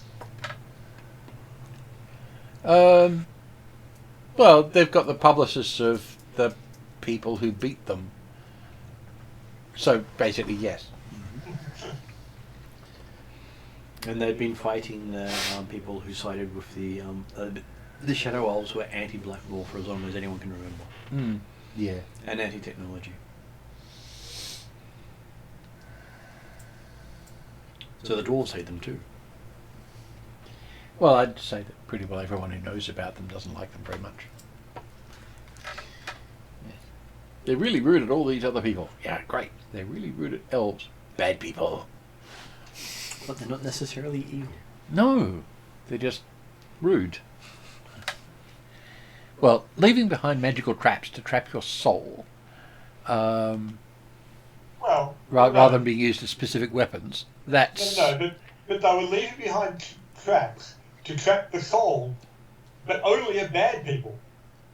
Because it only affected wood elves. Yep. Right. But It's wood not elves like- aren't it's necessarily not like bad innocent- people. It's not like innocent human children would have been affected by it. The history of the elves say that the wood elves are a splinter from those who abandoned the teachings of Blackmore after the Shadow Elves left. I mean, look at it. It was Yeah. quite happily So- for a human to carry around and an elf of whatever your background is, A high elf. high elf, so, and you had neither of us had any issues with it. The angel escaped, but that's all we knew about it. Yeah, well, the soul that had been bound in it, which means, of course, that whoever had been bound in it was probably important and now can be resurrected. Although probably nobody knows about it to resurrect them. Can I say? I think there's still a time limit on resurrection, isn't there? Not when the soul's bound. Certain magic that binds the soul can reset the timer to when the soul's released. Oh, okay, right. So Yeah. So if they knew the about the time spent in stasis doesn't count. In a lot of cases, no. yeah. Yep. So if you have the ritual set up and then open that coffee, you can resurrect the person in it. So we've potentially released a bad guy. Yep. Well, yeah. But again, it comes down to someone has to know he's been released and who it is and want to resurrect them. Of course, if there's any diviners about, that's probably going to happen. And Brady knows exactly who would go out of their way to do so. At Seattle. Yeah, and he would know, and he would do it. Especially having been released in that temple. And his presence left not long after you released the spirit. Yeah. So obviously you did exactly what he sent you there to do. Right. So it's all your fault. Which also means that this guy's been in, if he's been resurrected on the spot, which he probably was, he's had 4 years to set plans in motion. Or join the army of darkness to destabilise the world, which is what looks like is going on. Hey, most people don't plan for the immediate, they plan for the future. Oh. Especially elves, their plans are generally years in advance.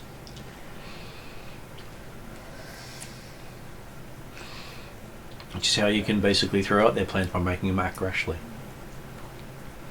Oh yes, making someone else make mistakes is the best way to get an advantage over them.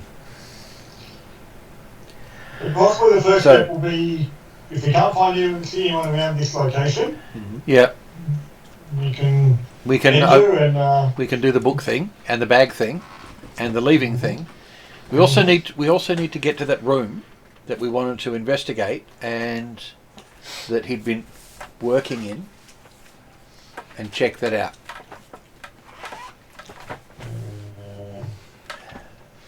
the room he'd been working in. The one downstairs that the previous investigators got killed in. Yep. Oh, okay.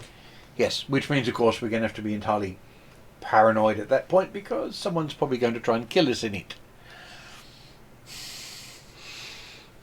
Okay, looking in the room with your own light source because light isn't penetrating, dark vision's not penetrating the room. Yep. And the hallway lights all disappeared. Yep. You do see that the room seems different. Give me an insight roll. Is that everyone's got the opportunity to do it, or just elvish eyes? Everyone does because you need a light source to see in. And I've done the light source thing, so we can all look. So was it inside? Insight. Yeah. Okay, again, I only roll for the night. I made a decent one. I got 26. Nice. No, I'm 19. too Yeah. busy staring at shadows. Yes. Okay. I got 19 as a total. So a couple of you are looking around going, there is something wrong here. Yep. And Brady notices that the room seems to have changed and not returned to normal.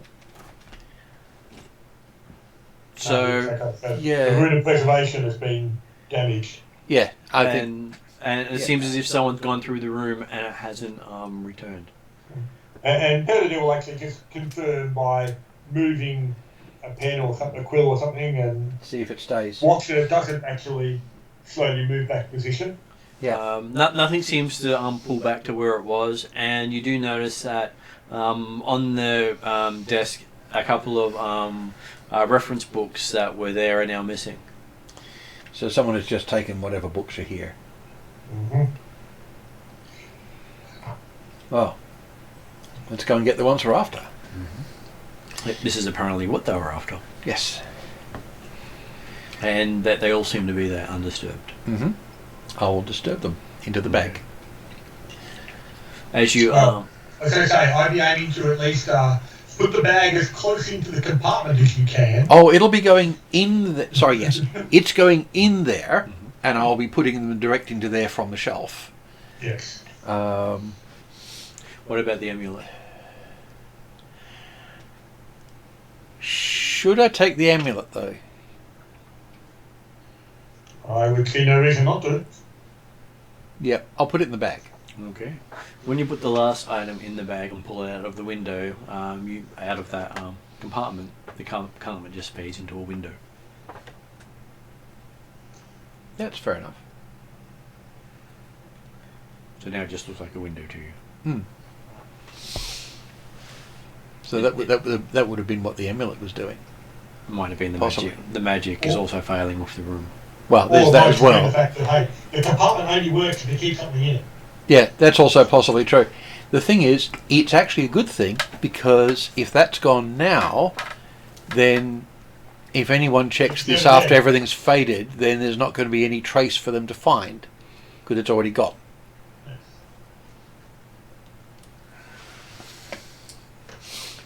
Okay, so as you step out, everyone give me a perception roll.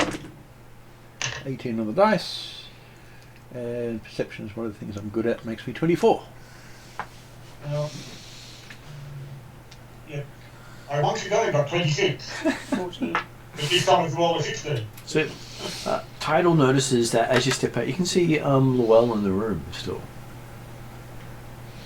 In the room. Yeah. He's being held back by the curtains. And Llewell and Pradir, also left the room as well. Looking down, you can see yourself in the room holding the religious text from the temple. As in the ones that came If out it's- of the compartment. With the secret compartment visible from the doorway as well. Some kind of illusion, retention, thingy bubble or magic. Yes, bloody but hell. it shows us holding something that is entirely illegal. Yes. Well, We'll just at least against the rules of the college. Why not put the illusion in the bag? What did the amulet do again? The amulet, you believe that gives you communication with someone in Alphatia. Yeah, Alphatia. Oh, right, it was his radio. Wasn't that the orb? Oh no, that was the imitation orb for the Church of Rad, wasn't Did it? you also Yes. grab the orb? No, Benedict already had the orb. That's Yeah. right, you did. The orb came out previously. Yeah. Did you wish to take Okay. the orb to the location that you had the details for? That's what we were planning on doing. Yeah, but that was coming. So. Yeah. Have a look at the room with Detect Magic and what's actually creating this image. You think it is some form of divination. That whoever messed with the rune cast another spell over the top of it. Yeah. To confirm what was happening with it came through. Can you simply dispel it? They were apparently looking for that book. Right. So the divination has gone, oh, I can actually see the book now, and is now showing the image. Well, How long is it likely to last? Until they dismiss it. Oh, gold. Or, can you dispel magic? You think that's what set the alarms off earlier? Oh, gold. Yeah. Okay. It was that book more than anything else. Is basically there's something in there you're not supposed to know. Well, I'm not surprised. Of all the books you got, you're surprised that's the one that set the thing off. That's the only problem. It's the only one that they have a problem with. Well, the thing is, I'm not a wizard. Dispel magic isn't one of the things that I've actually got. Actually, I'll just double check. Oh, yes, I actually do. Mm-hmm. I do actually have Dispel magic in my presently used list. You just did. I will attempt to dispel magic on it. Okay, I believe that requires a check against its caster level. Yep. If I refresh myself on how the spell magic works. It's a Arcana check, or in my case, a History check.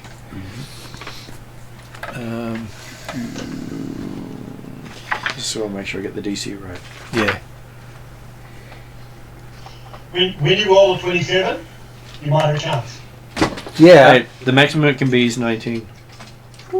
Really? Yeah. It's DC 10 It's- plus the spell's level. Oh, that's right. Yes. Oh, it's a spell caster. I can't even do it anymore. No, it's the spell level. It's not the. It's never been the cast level. Sorry, the older to spell magic from the 3.5 version. If Well, you were I casting do, if you were casting it against a spell in place, it was against the caster's spell level. That's right. Sorry, the spell level. Oh, If no, I you remember were the- doing I it remember against being a spell that was a caster level check against the opponent's caster level And check. it's not a caster Yeah. level check, it is a ability check. yeah. Where he gets to add his spellcasting ability, not his. So it's charisma based, it's not charisma my. only. Yeah. So you do not have I don't have. you don't add your There's no skill involved. no skill involved. Yes. Yes. Just natural ability. Yes. Fortunately, I can do this more than once. Well, not on that roll. What was that? 3. As a base. Okay, so as you casted the spell magic, because that is one action to do. Yep. You hear a grinding sound coming down the hallway. A grinding sound. Yeah, of something dragging. Shall we leave, or should I try again? Doesn't have your name, just has your back and the book out. Yes, And but someone can walk around the other side of the image, You're can't not sure they? if they can, because there was no image of you while you were there. Ah, that's a good point. And it appears to have been cast images on the outside of the room, not the inside of the room. Ah. Okay, in which case, we should just bugger off. So there are advantages and disadvantages to some magic. Yes. Well, I thought it was a 3D image. I thought it was an illusion. It is an illusion, but you can Yes. only see it from one side. Ah, well, that's the thing. It's an illusion of a 2D image. Yeah. Right, which I didn't know. If it was only my back, I wouldn't have worried too much. Yeah, but it's the back with your lovely blue hair at 6 foot tall. Now, it's a little distinctive, yes. I should actually try once more before we go. So, get yourself set up. We're leaving. Something's coming down the corridor.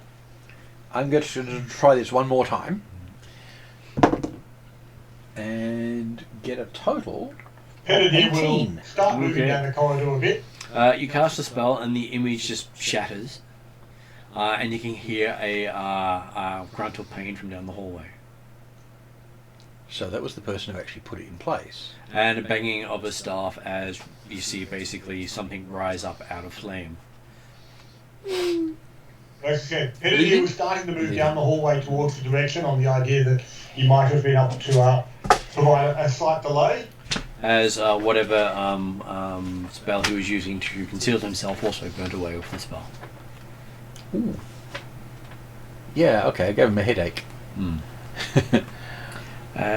He basically look for a human. He looks like he's about 6 feet tall, long robes, and surrounded with swirling red hot flame. And you get the smell of hellfire coming from down the hallway. Right, so this is the guy who was in here before, because that's the same smell. Or at least the guy who tried something on the rune. And I'll give you a history check. Yes. 15. 15. From what you remember of the princes of Galantry, everything points to that being the Prince of Crown Guard. I will say the word Crown Guard. Mm-hmm. Relatively quietly, just so they can hear it. Well, so he can hear it. Mm-hmm. As he's sort of currently got his hand up against the wall while holding himself up with the staff. Okay. Now, what do you want to do? So, How far away is he? He Move is on about quietly 100 down feet the away from the other corridor. stage. You're still standing outside the door. Because, were you moving towards him, Jeremy? Well, like I said, when he failed the first time to take basically when he was starting to do the spells and part of the first time, Penadine, we heard the noise. Penadine was starting to move down in that direction, so therefore he might be able to slow anyone's approach. yeah. But obviously he got there before he got very far. Yeah. But then as I say, if the prince has not yet obviously seen us, then it's probably time to be going the other way down the corridor. Okay, so you run past the well Well, and saying, hurry. Well, if he's past us, he's probably seen something we haven't yet, because we've only got what we saw. So we'll follow him, because starting a fight at this point with him running the other direction and the others not here, not a good idea. Well, also, princes are not to be trifled with. No, they're not. Well, the thing is that we're likely to lose against him.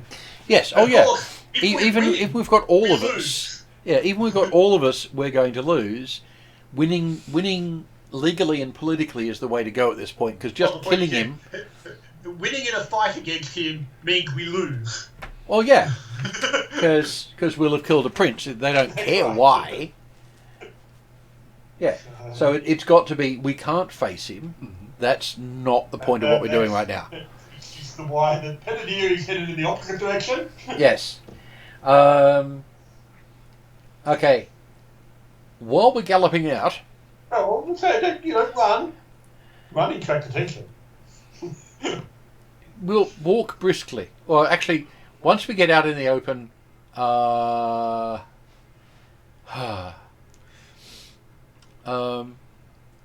don't know if sort of walking nonchalantly is going to be useful, because if he catches up to us, he's going to kill us. How far? Well, no. What's the point being is that we're aiming to just continue to was walk probably down the other way down the corridor, duck around the nearest corner, towers. and get out of sight. You run into Xander and Olga, who said that the headmaster had said he wanted to catch up with you. What's the headmaster's name? The Amberville. Right, so not that. We're presently being. He's not that prince. He is considered the most powerful spellcaster in the region. Would it? He's the equivalent of Dumbledore. Yeah. Would it be worthwhile taking this direct to him rather than to one of the princesses? Look at it this way: he outranks everyone. And what are you So gonna say probably to him? yes. Okay, we're going to go and see the headmaster. Well, he asked for it, so not surprising, but... Well, the thing is, if the prince catches up to him, the headmaster can stop him. This is a major consideration right at the moment. Oh, yeah, so I've got no problem with going and visiting the headmaster. Yeah, right The now. idea being the fact that, particularly if he's asked for us, Yes. good. Yes. I was a bit concerned you were going to go to the headmaster with the books and stuff you'd found. Not as a first step, no. No, good. It's hi, here's our findings. And hopefully get the books out of the country before anyone can see them. Okay, so you spend about 10 minutes ducking down hallways, having to go back a few times as you see some strange things happening at the end of some hallways. Mm-hmm. Basically, there's a large activity of strangers in the tower at the moment. All converging on us, and we're converging on the headmaster. Let's hope we get to the headmaster first. Okay, so someone give me a survival check. I am not the sole person. That's Paradis' job. He's been paying attention to where we've been going. Yep, that's what we want. Still checking. Yeah, 19. Cool, because mine doesn't suck, but Okay, using some help from Xander, you're able to navigate through the tower with only a few brief interactions with these people trying to tell you to stop, but not wanting to draw attention to themselves. yes, because starting a fight in the college puts them in the wrong. Considering they don't look like they should be here. No. But they all look like they're some sort of wizardy type of... Yes. And all wearing colours of Crown Guard. And when you find yourself at the headmaster's door, there's none of them inside. No, I think at this point they'd have gone, shit, they've got to the headmaster, we're not going in there. Because it's a bit of a giveaway at that point. Actually, given the large number of Crown Guard involved in this, it's sort of a bit of a giveaway anyway. He does have a reputation for being the blunt end of the stick. I was going to say, he's not necessarily the most subtle of the princes. No, but bringing in this many people and that they were obviously prepared and ready to come in when he was walking down that corridor. This is a force. This isn't just a few assistants. This is a force of people. Probably a very similar force to what was used to take out the previous sets of investigators. Yeah, quite probably. It's just we're better. Okay, so Headmaster. you see Prince the Amberville. Etienne is his actual name. Opens the door, looks behind you and gestures, and you hear someone grunt. I don't turn around. I will let them grunt. And he says, no invisible people here, please. He gestures you in. And he holds his hand up again as you all enter and says, still no invisible people. And he shuts the door.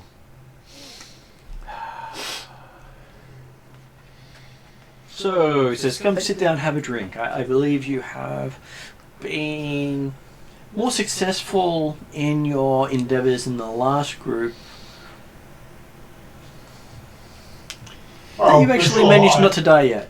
Yes, well, that's the major thing I was actually thinking of right at the point you were saying So, that was where did He says, take a seat and tell me about what's going on. You can see Drazzle's currently sitting in the corner drinking what appears to be hot chocolate. So Tidal was here first. Apparently. I don't know where I am right now, so, you know. You're over here. He's over there. Or Drazzle's here, or is Tidal No, there? that's... Maybe you are the same person. Maybe. You hear a voice say, title is where title is needed. She Got sick.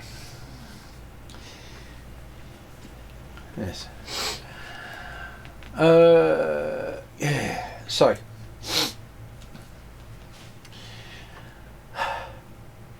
Tell him the story of it. Mm-hmm. I won't yet say what's actually in the bag. Mm-hmm.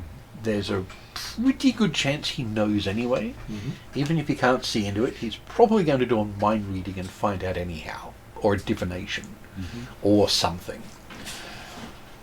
Or given the fact that your elven princess knew exactly what was going to be in there. As soon as you showed there, I suspect that he probably got at least as much knowledge. She read the list before destroying it. Yeah. I know that. Well, this is the thing. It's quite probable that he knows what's going on and accepted us into his office and so on because she contacted him. It's what I would do in her situation. I would say, here's this information. I can't give you an official report because family stuff. Or Don I'll see you in a Diego week. Or Don Diego did. Or possibly both of them. Actually, given the two of them, they probably both did.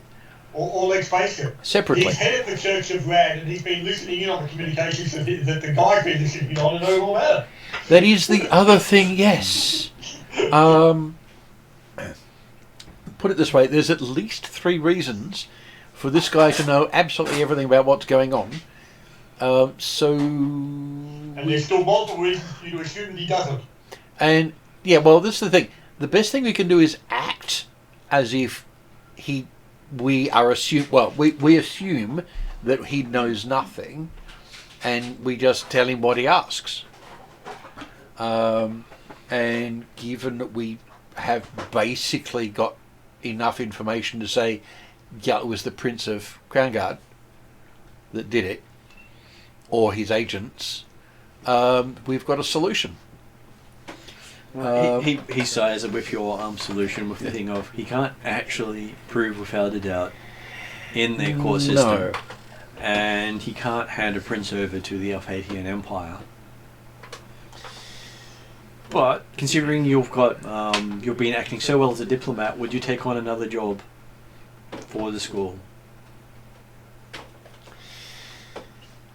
and act as a liaison between the school and the Alphatian Empire with an apology letter for having solved the problem but not being able to actually provide the killer due to political issues. Given that we did not get sufficient information to force you to hand a prince over to another state, There is I'm no going to say level yes. of information you can give that could have done so. Even if you had caught them in person doing it, there would still not be enough information for us Exactly. to hand over. yes, he would have to have been caught in flagrante delicto and admitted to it afterwards. Even then, it'd be very hard to extradite a prince of the realm. Even then, he would have to agree to be handed over. Yes, you would have to want to be handed over. Basically, yeah. The fact that, assuming he did it rather than one of his agents. Yes. And even then, there's no reason that he can't throw an agent in his place. Of course. And yeah, given the evidence that I detected and saw at the site, I would say it was actually him. So he sort of looks and goes, "It's probably a good idea that I send you out on a diplomatic mission." Getting away from, say, all of the crown guards. Yes. Well, diplomatic mission to Sunville sounds like a very good job. Have you ever been to Alphatia? I hear it's a lovely nation full of magic. Where if you don't join them, they will basically annihilate you. But Oh, no we're magic- used but no to magic- that. Yeah, it's wonderful this time of year. But, Yeah. but technically, no sort of magic there is illegal, except for magic that wasn't designed or taught by them. So not much different to a few other places then. Oh, very different to here. They actually don't mind about you following the gods as long as it's their gods. Unlike the Yeah. Thiatans who go, we'll take your culture and make a part of our own, they want you to use their culture instead. Because their culture is superior. Yep, we've encountered that too. I can't agree It's- with all the choices of my nation to suppress various things. Because it does make things more difficult. Yes. It does increase potion sales, however. It does. And as the school itself thrives on its potion sales, You can't complain too much. no, it actually pays for most of the bills. Oh yes. It's more than 50% of our revenue. I'm really not surprised. Potions aren't cheap, especially when we double the price. Yeah. Religious magic hard to come by. It's a good Yes. excuse. Well, you can always just say it's alchemical. But Yeah. Doesn't really matter. It's provided No. by the temples. well, as long as it's not discussed, no one's going to say anything about it. As long as it's got the official Temple of Red, no one argues. Yeah. Temple magic. Mm. That's magic. Yes. Temple magic, and just don't discuss where it comes from. Yeah. So, Does Tidal agree to this trip? Because it will be Yes. seeing your one of your branches of your family. The Air family. Do they have air temples there? They are the center of the Phaeacians Air are teaching. air genasi. Sounds fine to me. So, yeah, basically, do the other PCs agree to going to Phaeacia on a Yeah. job? Alphatia. Very Alphatia different on a place. yes, Alphatia on a job I've been given because there was no possible way for us to actually finish this job properly. Oh, you have finished this job properly. You have Oh, solved. yeah. You have solved I've the problem. sorry, that's You true. proved I've that. solved it. I haven't given Alphatia what they wanted, which is a different thing. But you will have achieved the outcome that you were asked to do by your sponsor. He Yes, says.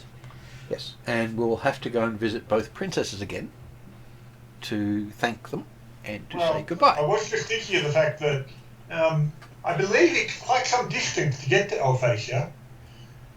It is. But I And we hear could- that at least one of the princesses was planning on going on a trip. We may be able to catch a ride for at least part of the way. Well, officially she's already left, but yes, that's Officially, true. she's already left, but I do have a gnome airship that was going to stop by in the next hour. If you're ready to, if you're packed and ready to go, unlike other forms of travel, it doesn't require you to leave half your stuff behind. That's a good point. And So if I write a couple of letters, I'm going to thank them anyway. so I have a place you can write here. Thank you very much. But the moment you leave this room, you also leave any protection I might offer you. Right, so between this room and the airship. Between this room and this airship, if I'm with you, I can basically escort you to the airship. But beyond that, as long as you're leaving this country, Crown Guard will not disturb you further. Yes, so we just have to outrun their ire. They don't fly. No. They don't like leaving the ground. Good. Apparently it disturbs their magic. They are an earth people after all. Ah, yes. Oh shit. That's right. What? I was going to go train at the Earth Temple here, but now I can't because of the Crown Guard. Yes. You may come back Plus, and no I'm time. sure you can come back and train at a later stage. Okay. Or I'm next sure time we they get new do come up dwarves. on- Yeah, but doesn't that mean the Crown Guard are going to be after me later? Only if they know who you are. Oh. Apparently, they currently think you're Drazzle, so you're fine. Oh, also remember that technically Yeah. it's really only Cluel and Xander Yes. who are really known in the town at all. And Yes. Drazzle. Everyone else is here This is the for thing. Xander the NPC and me are the only ones who actually have any paperwork. Mm. And I Well, believe there was this unlikely prince to being make told it off over. by Drazzle earlier today, so... Except, of course, the first, like Prince of the Dresden's head off. Prince of first Helga. Elven princess that apparently Okay. certainly recognised Yes. Penedium. Yes. So yes. Do some. Okay, it's going to be a bit form letter-ish, but I will do appropriate letters of thanks. You'll see to it that they're sent to the appropriate person. Thank you very much. And hopefully not intercepted, but he can't guarantee that. Well, there's nothing special in them apart from thank yous. As I said, very form letter-ish. There is. It doesn't matter if they get intercepted. Actually, The code it- written in no. It does matter if one of them gets intercepted because then only one of them gets the letter. Worst that happens is they get insulted. That's the problem. I actually want to stay on both of their good sides. So, have you left Or the letters? don't have send have any put of them, have they'll you- both be have you insulted, put so the they'll be at letters the in a same silver level. coffer to hand them over to? Well, that's the thing. If the headmaster's going to make sure they get sent, I would say they're both going to arrive. If nothing else, he's going to hand them over when they turn up. But yes, well, Thought they used to be sending them letters. yes. I like, And I like hey, to do it while they're sleeping. and hey, look, they're both cute. So hey, Well, of course you like to do it while they're sleeping. The owls prefer to fly at night. They do. yes. And they have a tendency to drop it on their face. Ah, dear. Message for you, sir. Sigh. Oh, hey, if they're being sent by messenger, we know they'll get through because those messages can get anywhere. That's true. That's true. They have a reputation to uphold. Yes. And many things to kill on the way. Mm. The joke there is from a previous Martin's campaign where Yep. so in the depths of the Panathak, and like 16th, 18th level characters. Yep. Well, we see a message from this first level guy that just arrived. Okay. And after he's delivered the message, the protective magic that helped him get there is gone. God, he almost certainly dies immediately. Sigh. Okay. Okay, so yes, you get to write your letters. You get to be escorted to a gnomish ship that looks familiar. Apparently, they flew off for a little bit to repair and came back. So it's grinding a bit less this time. Yep, and they seem to be winching up a horse and carriage. Yeah, with of course. Which means there's not going to be a lot of room for anything else. Well, they got room, plenty of room. It's a big airship. Oh, good. Yeah, remember there was plenty of space on it. Yeah. There was a It's lack of 50. air. Yeah, and it's all, It's 10 and all the numbers. ceilings are 5 feet high. Gives me crouching a lot or crawling in Drazzle's case. Or just staying on deck. Well, I don't know. And you can see Drizzle with his arms out, sitting on the carriage going like that. Whilst Pettidy didn't mind flight up on the top deck, most people wouldn't actually necessarily get enjoyment out of it. Yes. Not without some support. Yep. And Pettidy wasn't planning on doing it again. Yes.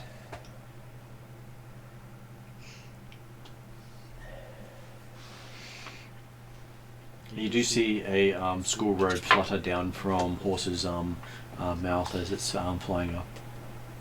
Yes. I will ask Drazzle how many people got too close. All of them, he said.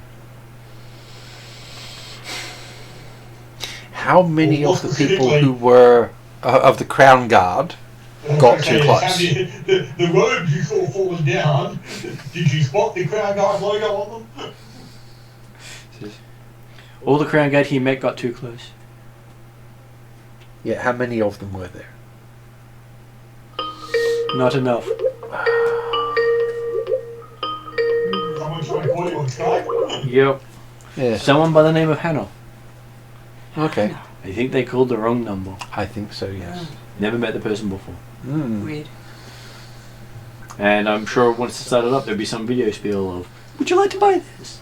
Ah, yeah, one of those robo. Yeah.